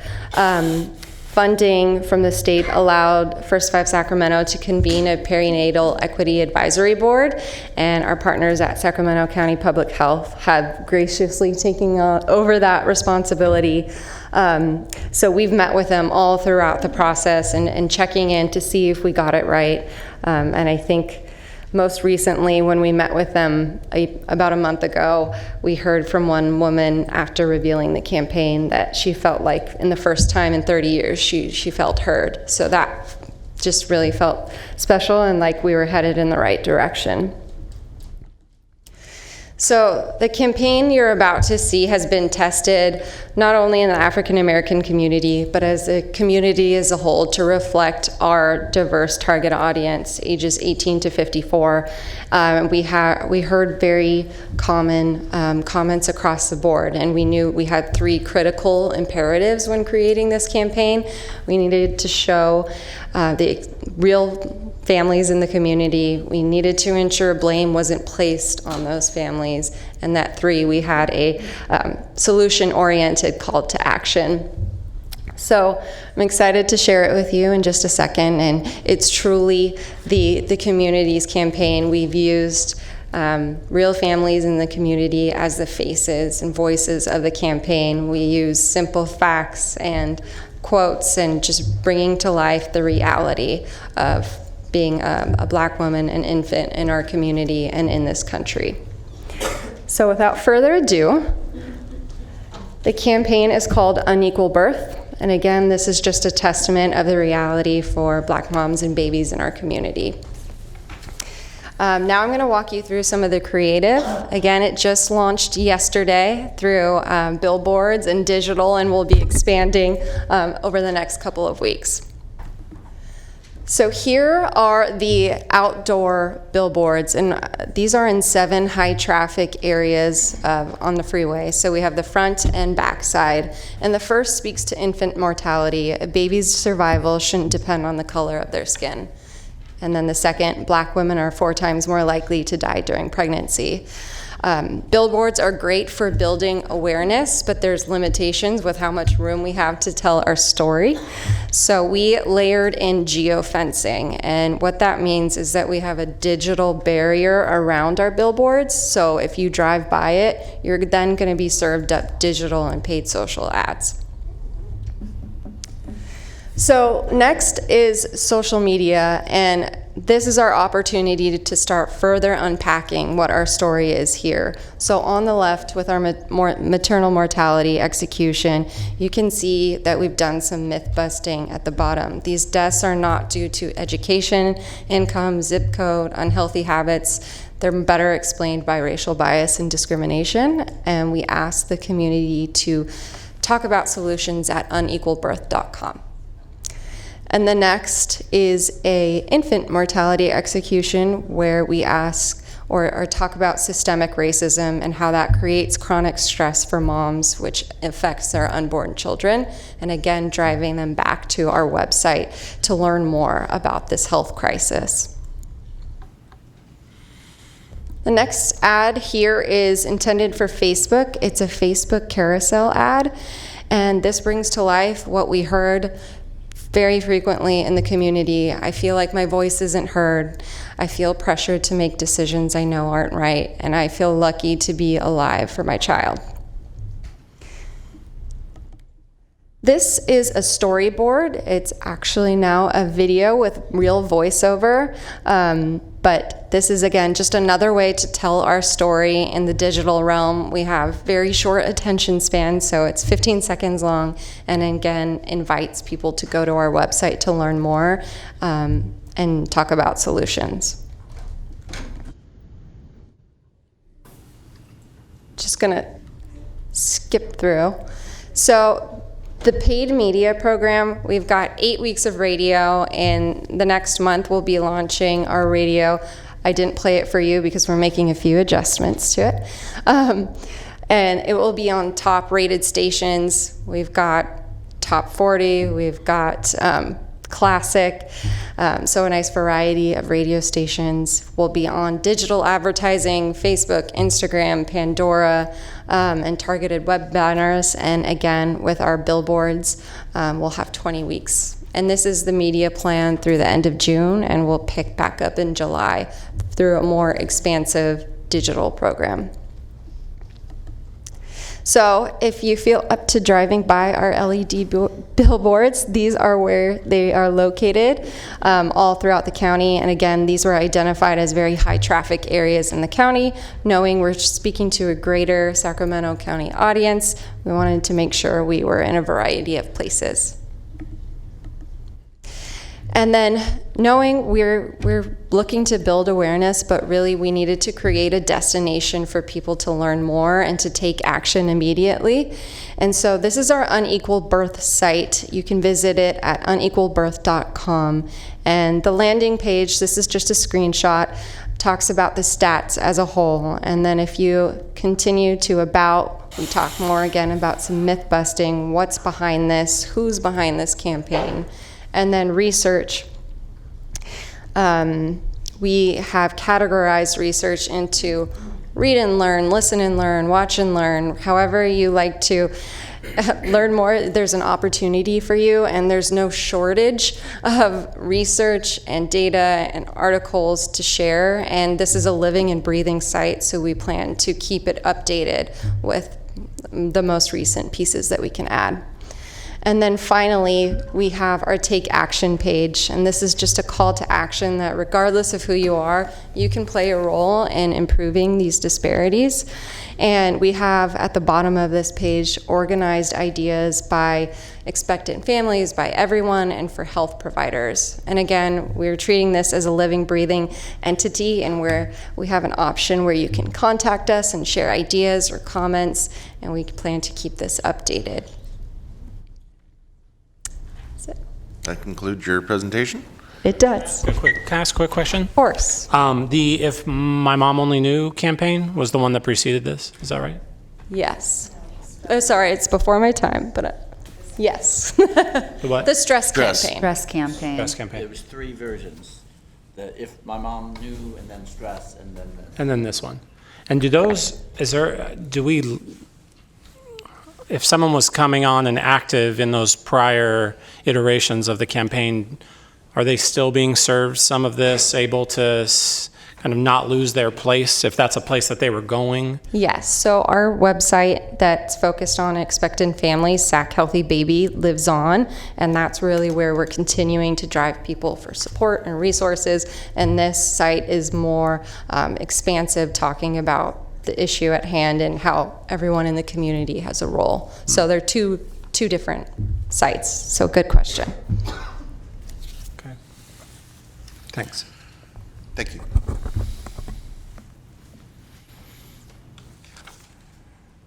Thank you, Brittany. I'm getting my steps in today, getting up and down. So we really are excited to see that campaign. We're grateful for everyone's partnership and hard work on this campaign, and hope that even more people in our community become aware of this issue and get involved. So now that you've heard of 2 very broad activities that are happening across Sacramento County, I want to take a moment to kind of pivot a little bit, and we're going to focus in now more on our direct service programs. What we thought we'd do, though, is actually start off with some data, because we do have some really interesting and hopefully exciting data to share with you. I think what that data will show you is that all of our complementary efforts that are happening here in Sacramento County, whether it's through partnerships with Black Child Legacy Campaign, First 5, many of the other agencies, and both nonprofit and government agencies, all of us working together, health systems, all of us working together, I think you'll see that we are having an impact. And you'll see that reflected in some of the data that our evaluators at Applied Survey Research, or ASR, are going to share with you next. So I'd like to invite Jordan Bove to the podium.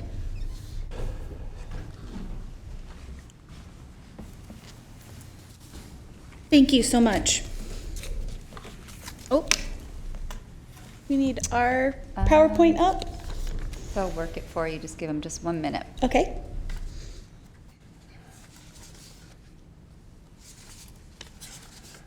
Okay, great. So this presentation is all about applied survey research evaluation of 3 different programs that First 5 has funded. And so I just wanted to start off telling you some of the rationale, and I'm sure that you all are familiar with this, but I do think it's important to reiterate.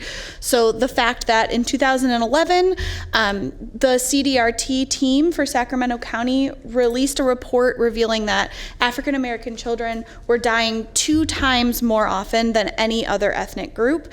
This was already discussed as something that is a crisis both in Sacramento County and in the United States as a whole. In order to address this issue in Sacramento County, in 2013, the Blue Ribbon Commission on Disproportionate African American Child Deaths released a report with recommendations. And so the first thing that they recommended was an overall goal. The overall goal was to reduce this African American child death rate by 10 to 20%. But also, they put forth goals that pertained to the top 4 causes of preventable African American child death as well. The first was to decrease deaths by infant perinatal conditions by 23%.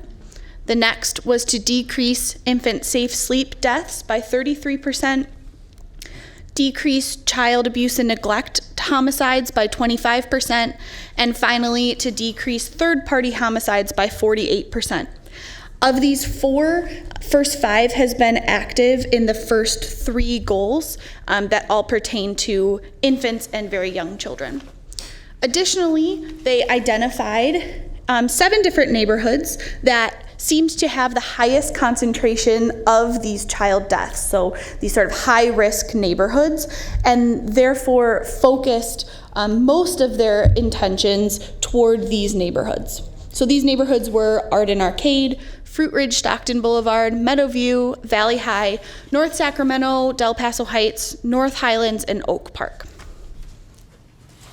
So first, I'm going to talk about the public education campaign. This was from RSE, who you just heard from, but again, this is for fiscal year 18-19, so this is not focusing on what you just heard, which is their current campaign, but actually what their actions were during the last fiscal year. So one of the first large things that Runyon-Saltzman takes care of for the public education thread of First Five Sacramento's part of reducing African American child deaths is putting on a baby shower called Pride and Joy Baby Shower. This year, 18-19, had 113 attendees. The baby shower provides information for pregnant or new moms, as well as many giveaways and resources as well. They also tied in more to sort of try to entice the entire family to come. So they had a partnership with the Sacramento Kings, and they had the Sacramento Kings mascot and some of the dance team there as well this year at the baby shower. Additionally, you heard about the Sac Healthy Baby website in the last presentation.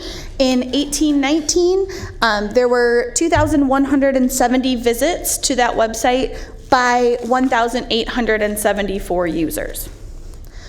The biggest focus for the public education campaign in 18-19 was this new campaign that they were just starting, which you just heard about.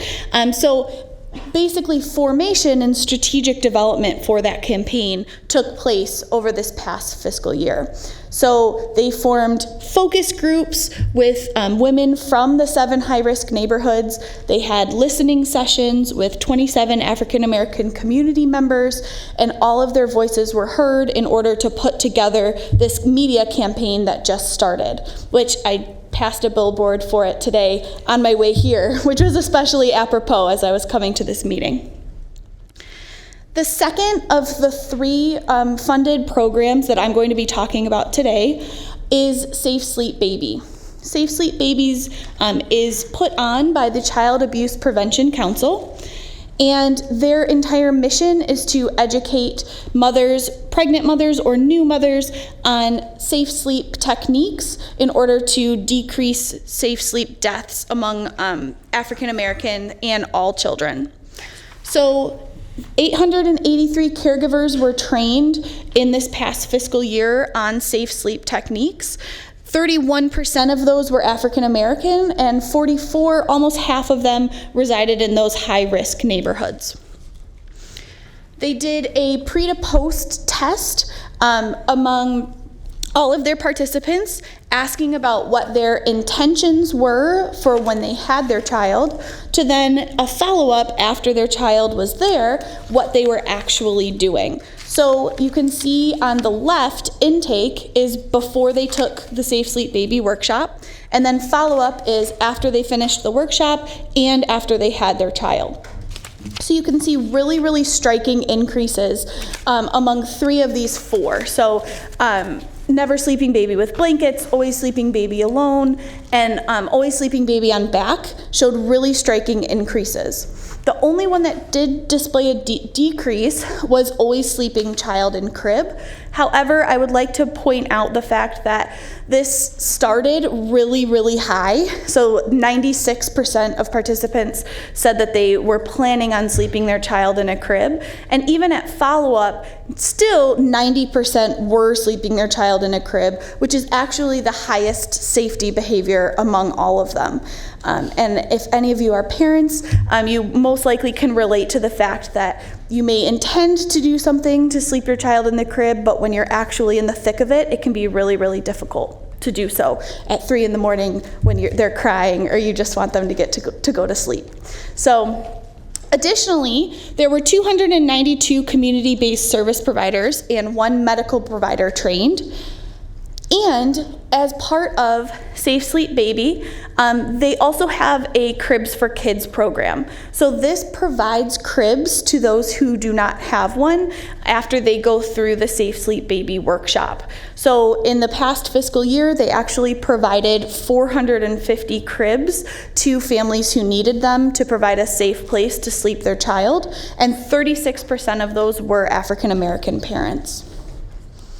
Additionally, one of the biggest sort of exciting things is that all 4 main hospital systems in Sacramento are currently on board with implementing the Safe Sleep Baby education. So that includes UC Davis, Dignity Health, Sutter, and Kaiser.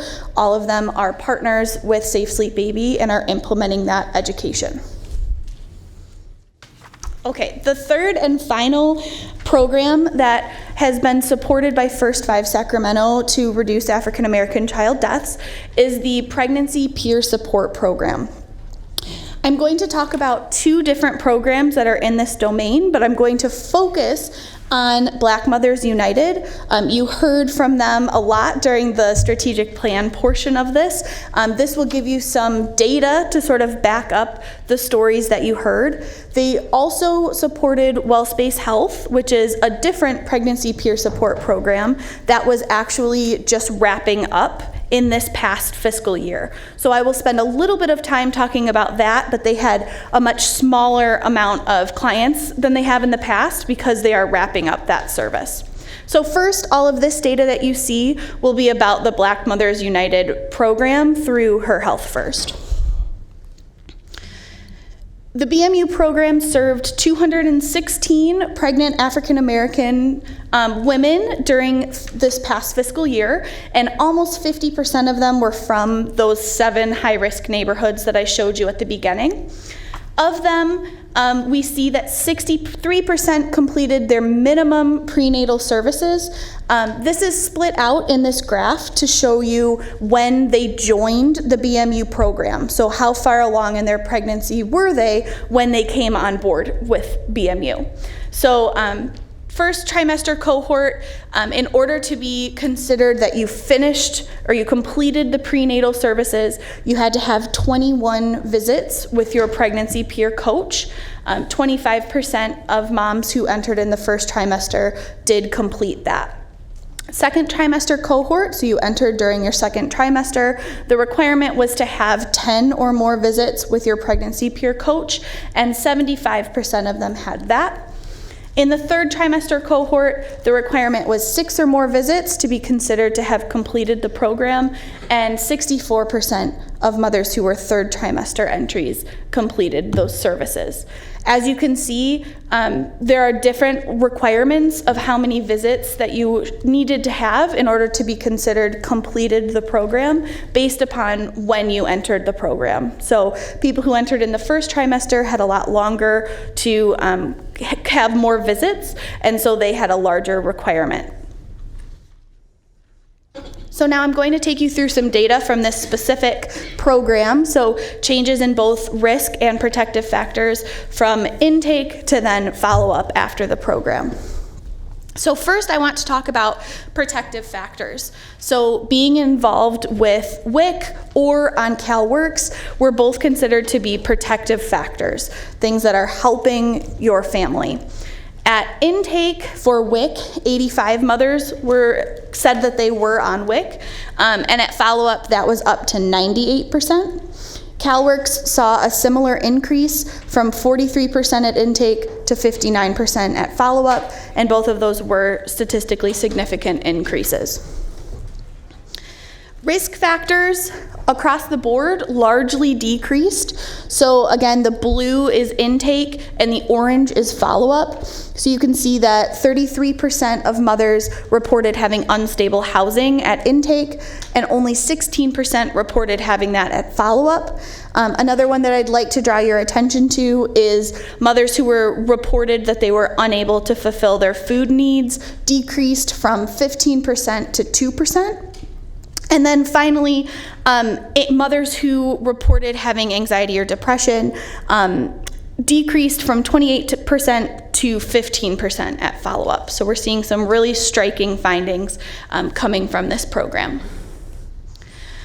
This is still talking about the Black Mothers United program, and this is birth outcomes. So if you look in the leftmost column, this is all infants that were born in the program. And then it's also split out twins and singletons, so that we know that twins tend to have poorer birth outcomes. So we wanted you to be able to see those separately as well as a whole.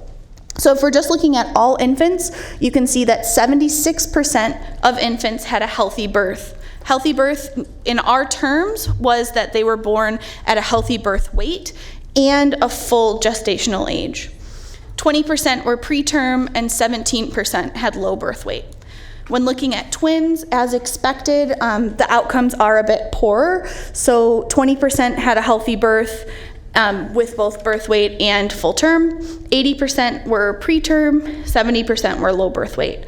And then among singletons, we see much more positive results, 82% healthy birth, 13% preterm, and 11% low birth weight. We also ran regressions to look at factors that could statistically predict birth outcomes. And the way that we categorized birth outcomes were in 3 different groups. So the first was that there were no adverse outcomes. So that means that they had a healthy birth weight and healthy gestational age. The second group was that they had one adverse outcome or the other. So it was either low birth weight or premature. And then the third group was that they had both adverse birth outcomes. So we're predicting being more likely to have an adverse birth outcome. And what we found was that anxiety or depression at intake was found to independently predict having an adverse birth outcome, as well as fewer check-ins with your pregnancy advocate. So those women who had less check-ins were more likely to have an adverse birth. And then 2 or more prior miscarriages also came out as a factor that was predictive. Now I'm going to talk about the Well-Spaced Health group that I sort of gave you a little preview about earlier. So like I said, they had just partial year programming because they were just finishing out those women who had joined their group in the fiscal year 17-18.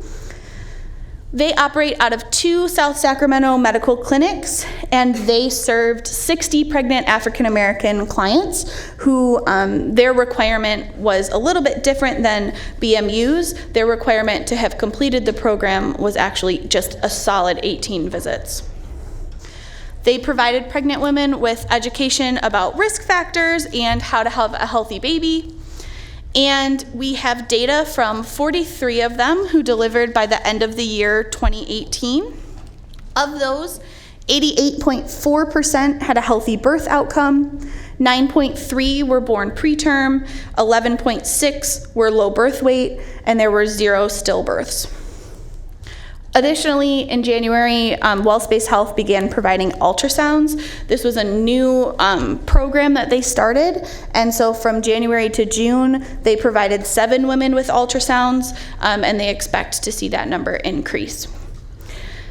Those are the 3 programs that I'm going to be talking about, but I'd also like to talk about county-wide trends that these programs have at least played a part in, although most likely not the only part. The first thing that I would like to show you is the staggering decrease in African American infant death over time. So I'd like to first draw your attention to our time periods. So Sierra Health Foundation and First Five Sacramento and ASR agreed to use 3-year rolling averages for judging these sort of trend data. This makes them more stable, and you're able to sort of see a smoother version rather than annual numbers, which can be quite unstable. So if you look at the 2012 to 2014, you can see that the blue line is African American infants, and you can see that they're much, much higher than both all other infants from all other races, and then also much higher than the countywide average. And then if you look at the 2015 to 2017 bracket, although they're still higher, we see a large decrease in both the rate of infant deaths for African Americans and the disparity. So this comes out to be a 23% reduction overall and a 42% reduction in disparities between African American infant deaths and all other races. Now, if we're going to talk about those 3 other components of infant death that that First Five has a part in, first, I'd like to show you the rate of infant death due to perinatal causes. This is a little bit less exciting, but we did see an increase all the way up to 2014 to 2016. There was an increase in the amount of African American infant death due to perinatal causes. This has actually come down for the 2015 to 2017 range. We're hoping that this is the start of a trend, but we'll have to have more data in order to be sure of that. The rate of infant deaths due to sleep-related causes is very striking and very exciting. So you can see the very nice stark decline for African Americans who are still that blue on the top. So they went from a rate of 3.7 per thousand to 1.6 per thousand. This constitutes a 57% in reduction overall, and then also a 33% reduction in disparities. And then I have one more exciting one to show you. And this is the rate of child death due to child abuse and neglect homicides. So this is for children 0 to 5, so it's not just infants like the other ones were. And I would just like to point out the very, very steep decline for African American children, sort of almost exactly the same as the non-African American children for the 2015 to 2017 years. And these decreases constitute an 85% reduction overall and a 98% reduction in disparities. So very exciting.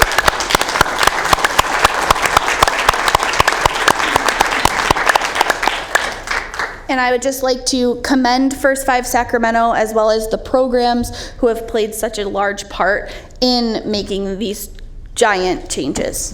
Thank you so much. Okay, thanks, Jordan.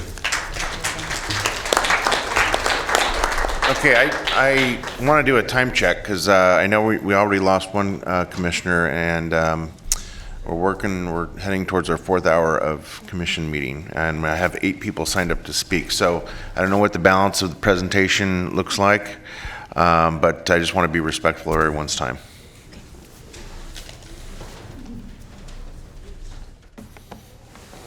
Thank you, Jordan, and to everyone at ASR for all of your work to really pull together and analyze that data. I know we're limited on time, so I'm going to keep us moving along. And again, we just wanted to share with you not just that program data, but the county-wide data to show the impact that we're all having collectively in our community.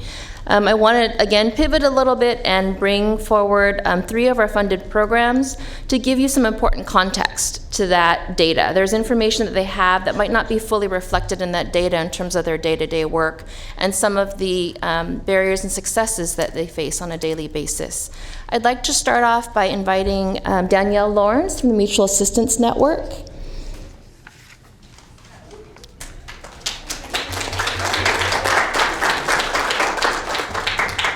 And on the heels of the impressive data around child abuse and neglect, One of the reasons why I wanted to invite Danielle is because their agency, the Mutual Assistance Network, is in the very unique position of being both a community incubator lead under the Black Child Legacy campaign and also one of our family resource centers that we fund at First Life Sacramento. So no further ado, Danielle.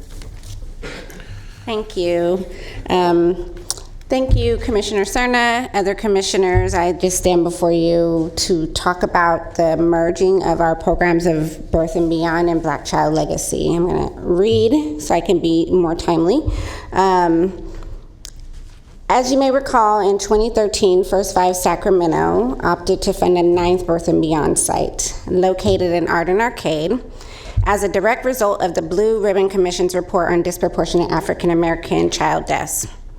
It was with this lens of equity-based targeted work that we just embarked upon Birth and Beyond work. Our Family Resource Center had this lens as we started in 2013. In 2015, we became a Black Child Legacy Incubator as well. And so I think that I'll just kind of read to you some of the things we did as a joint site. We utilized foundations of Birth and Beyond to build our works, such as crisis intervention, case management, effective parenting workshops, and home visitation. We layered that work and we flipped it for Black Child Legacy and made the same work but targeted. So we ensured that we had cultural brokers that were working for us that were focused on just targeted services around crisis intervention, home visitation, parenting classes that really spoke to African Americans and getting those children back into the homes as necessary, and then to prevent child abuse and neglect. Additionally, we ensured that the resources that we did have as a Birth and Beyond site, such as Safe Sleep Baby and our pack and plays, our cribs, those are reserved for African American women. We knew that in our neighborhood, we were targeted and singled out as having a high disproportionate rate, so we really wanted to make sure that those resources went where it needed to go. Additionally, we engaged our multidisciplinary resource team, so probation, Department of Human Assistance, and CPS. At our locations, we engage them not only in Black Child Legacy, but they also benefit Birth and Beyond. And so we were able to utilize those supports for all of our families that walked through the door, and it was very, very rewarding to be able to do so. So we almost became a one-stop shop. Also, we were able to integrate the Birth and Beyond staff and AmeriCorps members that we have as a foundation for your funding as a Birth and Beyond site, and we infused them. We made sure they had the charge of Black Child Legacy. They had the charge to decrease African American disproportionate death, and they took that charge into their home visitation and parenting classes and all the services that they were able to provide. In addition to our Black Child Legacy staff. So it's like the whole entire organization picked up this charge, and Birth and Beyond was a vehicle, along with Healing the Hood being a vehicle. Let's see. As a result of the efforts that you started in 2013 and the commitment that you gave to create this 9th site, we are able to have super strong partnerships in Arden Arcade. We're able to lead as a trusted community organization. We're able to be the safe location for our families in crisis and in need of support. And we're able to participate and lead the integration into systems and advocacy work to continue to push for long-term transformational change for residents and neighborhoods of Arden Arcade. So we thank Julie for holding firm to her equity lens in her dedication to this charge, and we thank you, Commission, for being the first to say that this issue is not only demands outrage, but most importantly demands resources. Thank you. Great, thank you.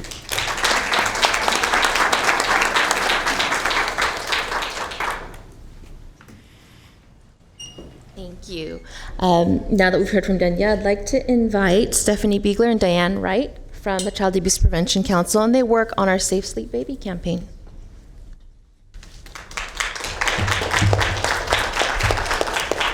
Good afternoon, Chair Serna and members of the Commission. I'm Stephanie Biegler, Chief Program Officer at the Child Abuse Prevention Center, and I am joined by my colleague, Diane Wright, Safe Sleep Baby Health Educator. Before we begin our presentation, we would like to thank the rest of the CAP Center Safe Sleep Baby team, if they could please stand. Stephanie C., Alex, Bree, Maya, and all led by Gia. I am daily deeply moved by their dedication and passion that fills their heart to truly save babies' lives. The Child Abuse Prevention Center is profusely proud to have contributed to the reduction in numbers and disproportionality in the infant sleep-related deaths of African American babies. Our Safe Sleep Baby Education campaign is anchored by messages and materials both designed by and approved by 160 pregnant moms, new moms, and their moms who back in 2014 participated in numerous focus groups. Our Safe Sleep Baby message is 6 easy steps that we think are pretty easy to follow, and they are framed by 4 important words: alone, back, crib, and at the insistence of our parents, always, bolded, uppercase, exclamation point. True to parent input, there never have been and never will be any stock photos in our campaign. Our brochures, videos, all contain Sacramento County moms, home visitors, grandparents, and physicians who have experience with sleep-related deaths. The baby pictured in front of you in our poster is the sibling of an infant who tragically died while co-sleeping with her mother. And what a brave mother that was to share her story with us all, so that other mothers would not experience the tragedy and the trauma that she did at the loss of her little baby girl. You do that for me. Okay. Is it this one? Is it this one? No. Okay. All right. Sorry, I didn't mean to waste time with figuring out how to learn the... It's not working. It's no longer working. No, all right, that's okay. There we go. That's okay. We'll continue. We will continue in the, yeah, well, thank you. Oh, there it is, perfect, okay. The CAP Center is abundantly appreciative of the First Five Commission and the $180,000 we receive annually from First Five to implement Safe Sleep Baby. Our program model was launched by and continues to follow the spectrum of prevention approaches that is widely recognized by public health education. Just to highlight a couple of things that we have been successful with are organizational practices. And as Jordan said, 4 hospital systems, all 8 birthing hospitals, educate on Safe Sleep Baby. Prior to Safe Sleep Baby, that was not done. And to answer the concerns of nurses, if a parent indicates they do not have a safe place to sleep their infant, they are given a crib, and CAPSI, the SSB team, goes out within 48 hours and educates the mom on safe sleep practices. What we have found, kind of by accident, is the spectrum of prevention is a very cost-effective and efficient way to design and run a program. We are linked with the Birth and Beyond Family Resource Centers, with the CILs, with Public Health, Nurse Family Partnership, and the Black Infant Health Program, as well as Set a Head Start. We have found that if we train their staff, they in turn go ahead and educate the moms they serve on Safe Sleep Baby practices. Child Protective Services is our most critical partner. Since 2010, our Child Death Review Report has analyzed data and found that an infant referred to Child Protective Services is between 2.4 and 2.6 times more likely to die of a sleep-related death than an infant who is not referred. And that is at the 99% confidence level. And of course, Jordan showed you our successes in strengthening knowledge and skills of parents and then measuring that. Okay. The table that is before you differs a bit from what Jordan showed you because it is actually the numbers for each year, and it was the numbers behind the 3-year rolling averages. In 2012, there was no Safe Sleep Baby campaign, and we had 25 infants die of a sleep-related death. In 2013, we did have a campaign funded by Safe Kids California, and it was not culturally relevant. In 2014, we went out into the 6 communities where 2/3 of African American deaths were occurring and held countless focus groups that designed and approved the program. In 2015, we launched the program and we haven't looked back. We have had 3 deaths of African American infants in 15, 16, and 17, and we're able to reduce disproportionality from a high of 50% in 2013 to a low of 20% in 2017. Diane will share with you some highlights and a heartwarming success story.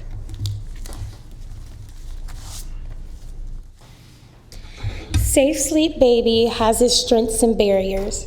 Parent engagement and building rapport is the reason why this program is so special and successful. Because our parents share their experiences with others, which leads to our referrals. Safe Sleep Baby also is breaking generational and cultural misconceptions of safe sleep baby practices, though through education and data. When parents take our workshops and see the data, they know why this program is so important. They know why it is vital to the community. And they leave the program with a better grasp of the 6 steps and also being able to feel empowered because they know by using these 6 steps can potentially save their baby's life. Our only barrier is the contradicting information that we get from hospitals that they tell our parents.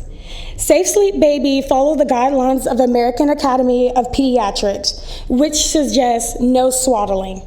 Yet various hospitals has various forms of swaddling they tell to our parents. Now, I want to share with you one of our success stories. This man is named Kamir, and he is a father of 8. And this is his daughter also. She's 4 months old, and she was in need of a crib. And he was a referral from CPS. So when I contacted him, he told me he was no longer in need of a crib because he purchased one from the local thrift store. And he said he didn't need the workshop. So I suggest to him that take the workshop still because it's very beneficial. So me and my colleague went to his house the following day. And when we got there, I inspected the crib that he bought. When I got there, it had a hole in the side. It also didn't have the bassinet portion for his 4-month-old daughter. So, and also there were blankets and stuffed animals in the crib. So I knew right then it was meant for me to be there. So we did the presentation, and the 2 steps that stood out to him the most was Sleep Baby on back and nothing in the sleep area. After I finished the presentation, he asked questions of why that was the case. But after he knew all the information about why to sleep baby on the back and why to have nothing in the sleep area, he said he would never do it again. So when I actually went back to take this photo, his daughter was actually in her crib and she was on her back and there was nothing in her sleep area. So it's stories like this that makes me love my job. And thank you for letting us to be able to continue to save lives. So thank you so much.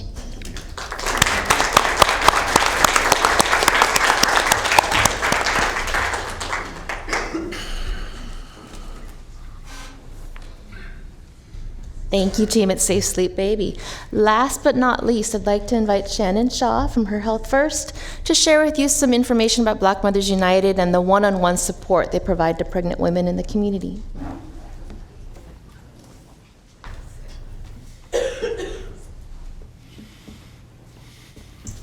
Oh, again, it's been a long day. Again, I'm Kenya Fagbimi. I'm the program director at Her Health First. And Shannon Reed, executive director with Her Health First. And I wanted to give us an opportunity to get to know some of the clients. You met two of them that I'm going to be speaking about today. And we wanted to just be able to share some of the challenges that the moms have, but also some of the ways that we are addressing some of the issues as well. So the first picture up there is kind of our model mom that she has kind of all the tools that she needs to be successful, not only in her pregnancy, but also in parenting. And I think what she took the most from our program was our Mommy Mingle. Those are our monthly groups that we come together and have different topics and guests to come and speak to our moms. And those moms are able to share out some of the things that, their experiences, and they learn from each other. And so the second mom, am I going the wrong way? Is Ayana, who was here today. She had some financial challenges, but when she first came to us, she was a teen who was pregnant. She had no prenatal care. She was raised in foster care system, and she had very low self-esteem. And she had some essential things in place. She had some money that she was getting through foster care and housing as well, but she didn't have a good relationship with her counselor at the time. And there was a lot of back and forth between her and the counselor, and Leona, who was her pregnancy coach, had to kind of step in. And what Ayana heard from her counselor was that she was not going to be a good mother. And not only did she tell Ayana that, she told her pregnancy coach. So the pregnancy coach quickly started to work with the counselor to repair some of the challenges that the counselor was bringing up, which were valid concerns. However, this is a teen still who thinks she knows it. She's not an adult yet. And now you've told her that she's not going to be a good parent. So all of her fears come rushing forward. My child's going to be in the foster care like I did.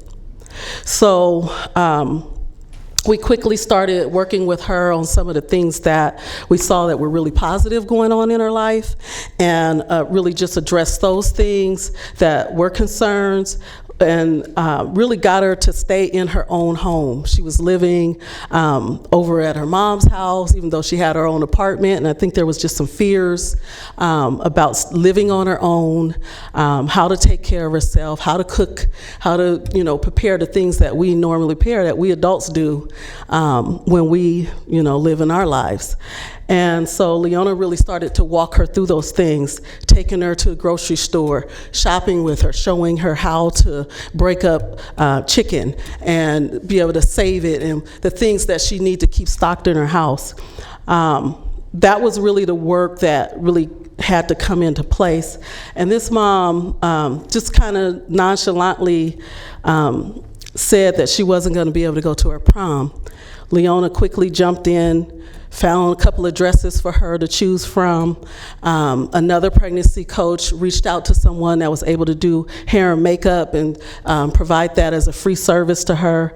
I came on a Saturday, picked her up, took her to go and get the hair and makeup done. And it was a team effort, but she got to go to prom. And we know that that's an important milestone for teenagers, to be able to go to prom. And so we made that a reality for her. And just all the things and the struggles that she was going through, one of the things that was, or a couple of things that were very apparent to us, is that education was important to her. Having relationships with her peers were really important, and her being able to be a good mother to her baby.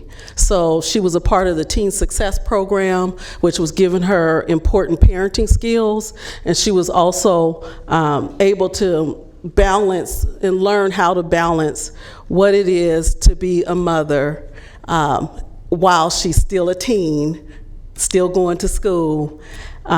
She was able to graduate from high school. She worked at the school campus as well, and she went on to pursue her higher education. She went into dental hygiene. And so those are just some of the success that we've seen out of her story that we wanted to highlight today. Then we had another mom that was here today, that was Tiffany, whose story is not always the story that we want to tell necessarily, because she had some real challenges. She was homeless, she had substance abuse, and she hadn't really informed Tony of that. She kept that as a secret. And she went through her pregnancy, and at some point, or either all the way, we don't know, still battling with substance abuse. And so Tony is the type of person, she goes all in when she has a client. That's Tony with an eye over there.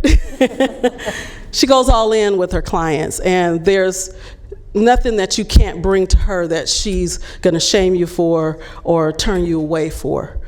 She had her baby. The baby was tox positive. All 4 of her children were removed from her by CPS, and Tony's heart was broken.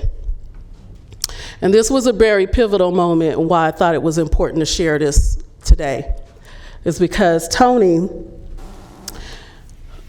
went into it. She had to do a postpartum visit with Tiffany, and they did the visit, handled the paperwork process, and Tony gets the paperwork and walks away. Tiffany goes her way. And they really didn't discuss what had just happened, that her 4 children had been removed. Tony was at a place where she felt like, I don't know what else I could do now for her. And this is quite often the time that mothers go even deeper into their addiction. And so Tiffany ran out, told Tony that she was sorry, and she gave her a hug, quite like this hug that you see on the screen here. And she felt her sincerity. She felt that there was more that she could do for her, and she chose, and I say chose because she could have walked away from her at that moment. She was done pretty much with program, and she chose to stay in her life and help encourage her to become sober and clean, and she was clean. She is clean and sober today.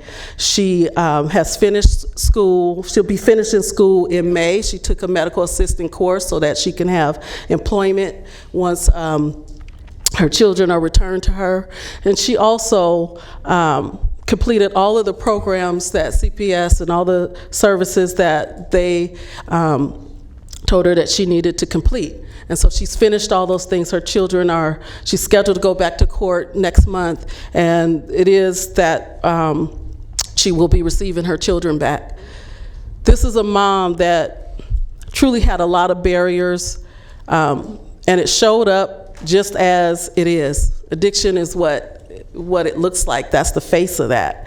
And she was able to get through that, but she needed the support to be able to do that. And I think Tony did an awesome job in working with her and encouraging her. That mom made no excuses.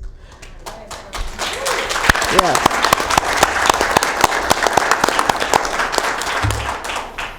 But Tiffany made no excuses for the choices that she made. And Tony rose to the occasion to help her through it. And so they are forever locked.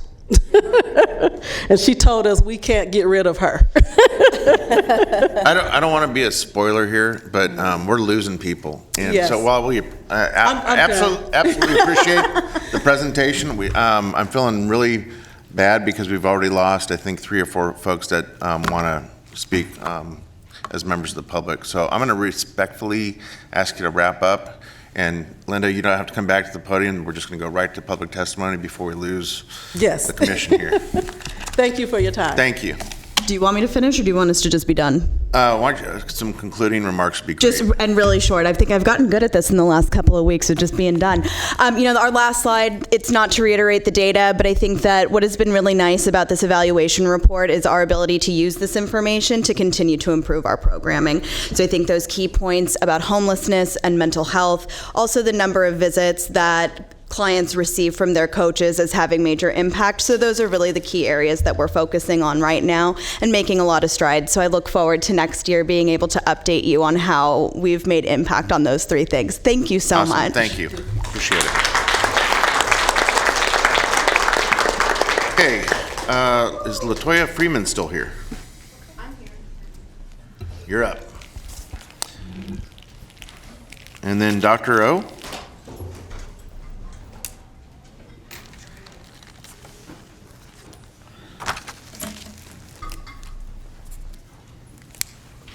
Good afternoon. Good afternoon. I'm here speaking on behalf of Black Child Legacy. I am the program coordinator for Fruitridge Stockton CIL, and I also do program outreach for Her Health First. I want to start by thanking all of you sincerely for all your support and for believing in Black Child Legacy. This has been a tremendous year for all the 7 CILs. From north to south and east to west, our impact on our community has been seen, heard, and felt. We have been actively supporting our wonderful communities and engaging with our families.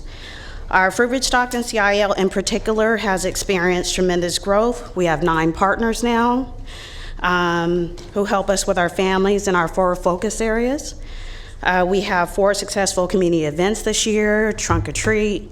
We had a Jingle Mingle for the families, which was a Christmas event, and we also gave out turkeys during Christmas to support our families.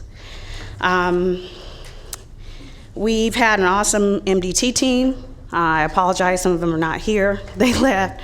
But we currently serve 29 high-risk families in the community. We have been very successful in providing reunification of families and avoidance of children entering into the CPS system. We have been successful with connecting our families who experience domestic violence, AOD, mental health, and homelessness with the gift of an open heart, a listening ear, and also providing them with reassurance and understanding, and much needed support and connection to community resources, because a lot of our families are not aware of the services that are available in the community. So a lot of the families do come to us with extreme issues and needing those connections. Lastly, thanks to our partners and our successful collaboration, our CIL has been able to provide our families with meals, diapers, and formula, because our CIL has opened a food closet to support our families. And we found that we serve at least 20 families a month for that. So that's great. I just want to thank you for your continued support. Thank you. Thank you.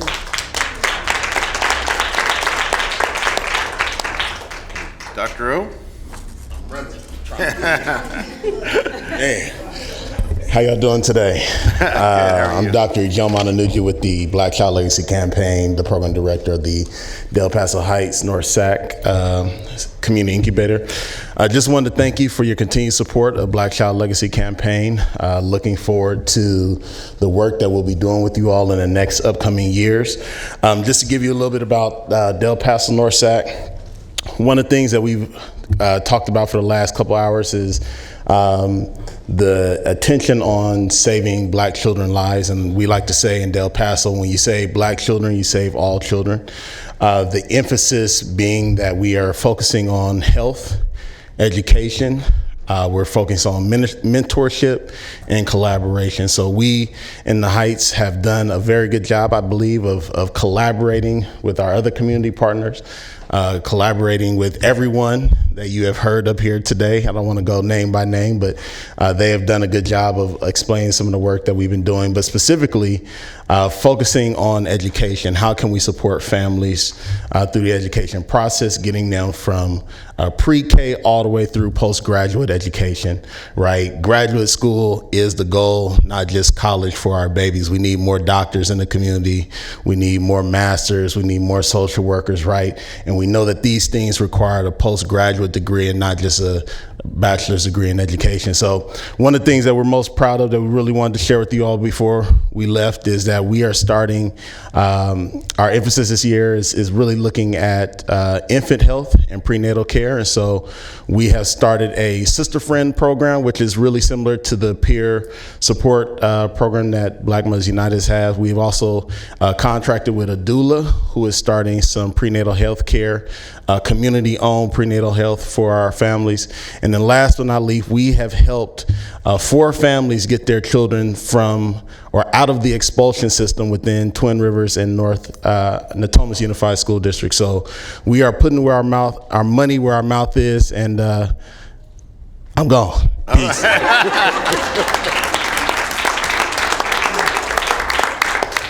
All right, Crystal Harden? Is Crystal here? Crystal Hardy? She left, okay. Nisha Williams? Okay. Joe Johnson? He left too, all right. Yolanda Stevenson? Gotcha.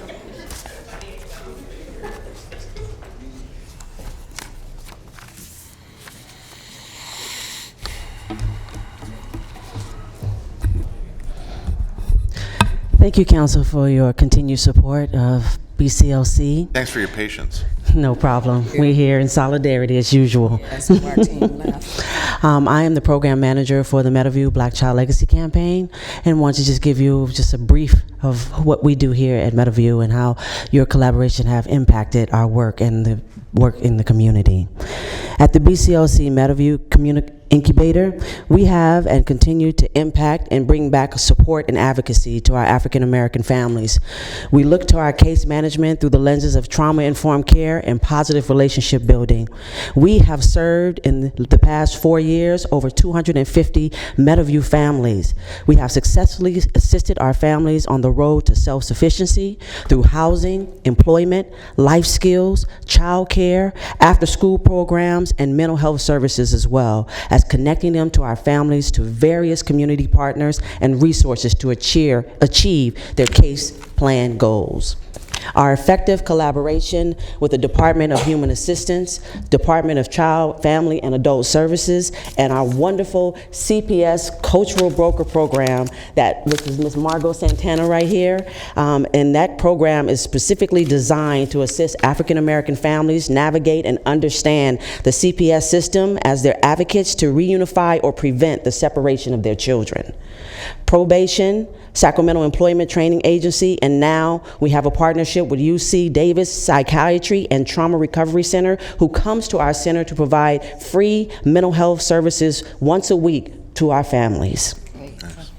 And in addition to that, we now just formed a new partnership with Affinity Counseling Group that will be offering free and sliding scale rates of culturally relevant and competent mental health services to our Meadowview families. That is much needed on so big of a level right now. So these partnerships has intensified our effectiveness to bring a level of quality services to a population who have been neglected and forgotten. With the Black Child Legacy Campaign and the Rose Family Creative Empowerment Center, we are now a stable place to infuse families with empowerment, dignity, and self-respect, and resources and tools to live the lives that they deserve. Thank you so much. Thank you.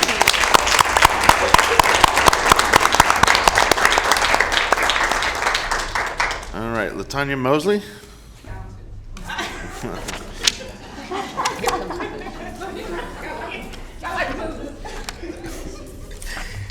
Everybody's leaving. Good afternoon, everyone. My name is Tanya, and I'm here representing Mutual Assistance Network, the Art and Arcade Community Incubator Lead. Art and Arcade is a unique community. In Art and Arcade, we see the highest income inequality, with the top earning 58.2% of the income and the bottom only earning 2.1% of that income.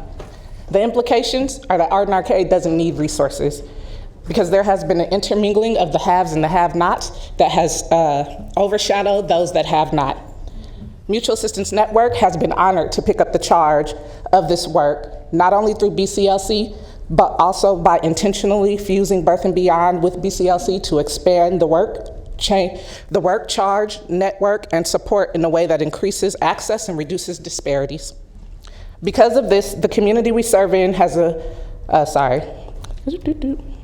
BCLC, through BCLC, we have been able to serve and support the most vulnerable in our community in a targeted approach by providing resources that reduce the disparities around sleep-related deaths, perinatal conditions, child abuse and neglect, and third-party homicide to African American families. Because of BCLC, we have seen a collaborative effort that transcends neighborhoods and zip codes. Because of BCLC, we have seen a decline in the overall rates of disparity amongst African American children, and that is no small feat. I'd like to close with words from Barack Obama. We have to acknowledge the progress we made, but understand that we still have a long way to go, that things are better, but still not good enough. Here's to 2020 and beyond, to the continuation of saving Black children's lives. Thank you. Thank you.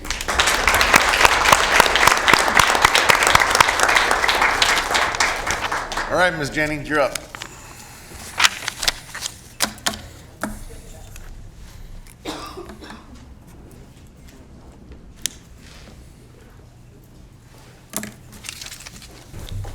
Thank you, Chair Cerna and members of the commission. Thank you for your endurance today and always. I just want to thank you for your support for the Black Child Legacy. It works, and it works well. And the Greater Sacramento Urban League is glad to be a part of that, to be in Oak Park, because there are a couple of key things about this that you've heard, that it is the Black Child Legacy connects community and it brings together resources. It also serves as a relatable and impactful way that through cultural brokers, and then it also builds capacity that leads to sustainability. I want to turn it over to our program coordinator, Jadida, to sort of close you out and let you know just a glimpse of what we're doing in Oak Park. Hi. In Oak Park, we're making a huge effort in meeting our families where they are and assuring them that they are engaged as a whole person. We realize that the resources that are available but are unaccessed by our families because of the barriers that brown and Black families face specifically. We're partnering with local health care providers, local schools, and other agencies, to name a few, to bridge and aid in providing a holistic approach. We've catered educational materials so that it is fitting and appropriate to our families, and we've invested greatly in building relationships, supporting and influential relationships. Our staff has been instrumental in urging our families not only to learn, but to engage and participate in necessary services available to them. Our parenting empowering classes is a specific way that we are making this information accessible to Oak Park. This happens in settings where our families are comfortable, like the schools that their children attend and the housing developments that they live in. We go the extra mile to make a way so that the information and the resources are accessible and in a package that they are open to receiving. Then we challenge them to engage and support them to apply it. I want to highlight that the language and the practices that we provide are relevant and are needed. We engage with our clients in We engage with our families with language that is appropriate to their culture. This is a strength that is specific to the way Black Child Legacy does and services our families, and I think it is imperative as the work goes forward. Thank you. Great, thank you. Thank you.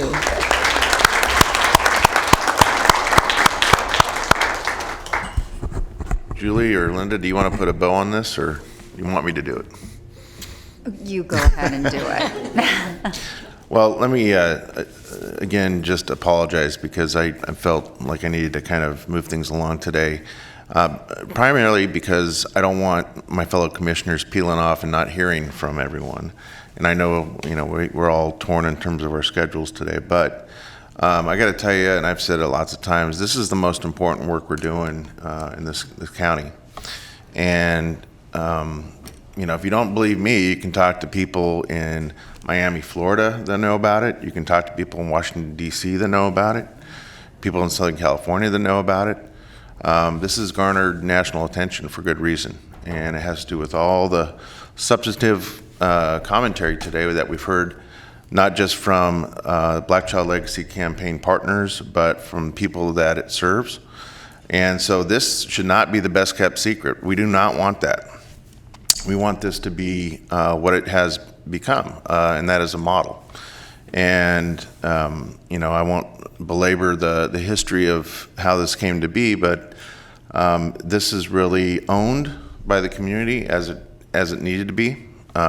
It's owned from the perspective of we're being honest with ourselves about a persistent problem that has plagued this county for decades, but we're also being honest about what we believe to be are the solutions that come from the collective impact model that we've deployed. And so I just, I really don't have more words to express how proud I am of it all, and extraordinarily proud that this commission has played an integral role in its success. In fact, this was the first agency, even before the county was all in, and before the city of Sacramento was all in, it was First Five that stepped up and saw the merit of rising to the challenge of addressing the 4 leading causes of disproportionate African American childhood death in Sacramento County. And so I commend my colleagues for their commitment to it throughout the years now. I know that the last item was a very difficult decision, and it wouldn't have been fair, quite frankly, to put this item before that item, because I think it would have been a very lopsided afternoon in terms of really understanding some of the other initiatives that were responsible for providing resources so that they too can succeed. But when you're measuring success and you're measuring it by the number of kids' lives you save, right? That's the ultimate metric in local government or any level of government. That's the ultimate metric of success. And it's this community, this county, this commission that really should pride itself for its role in that. And certainly everyone that was here today and those that couldn't be here today that I know remain very engaged in making sure that Black Child Legacy continues to expand and that we continue to save lives in Sacramento County. So I don't know if my fellow commissioners have anything to add. This was intended as a presentation, and we certainly got that today. Yes. But a great presentation. I mean, it really, it really does my heart good to see it. I know it does everyone else's. So, all right. With that, our next item.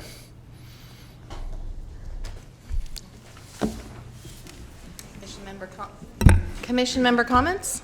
Okay. Comments from commissioners. It's been a long afternoon. We're awfully quiet.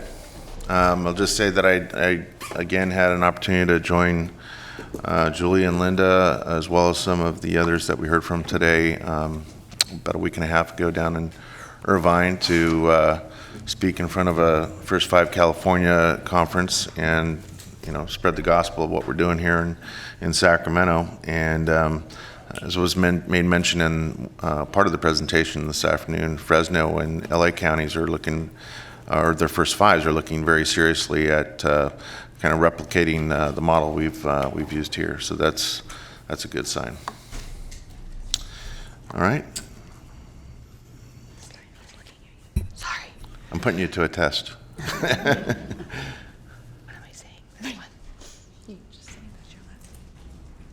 That's my last item. That's it. Okay. Julie, anything? No, sir, we've said enough. All right. All right. Again, thanks to everyone who took time to be here and join us today. If there's no further business in front of this commission, we are adjourned.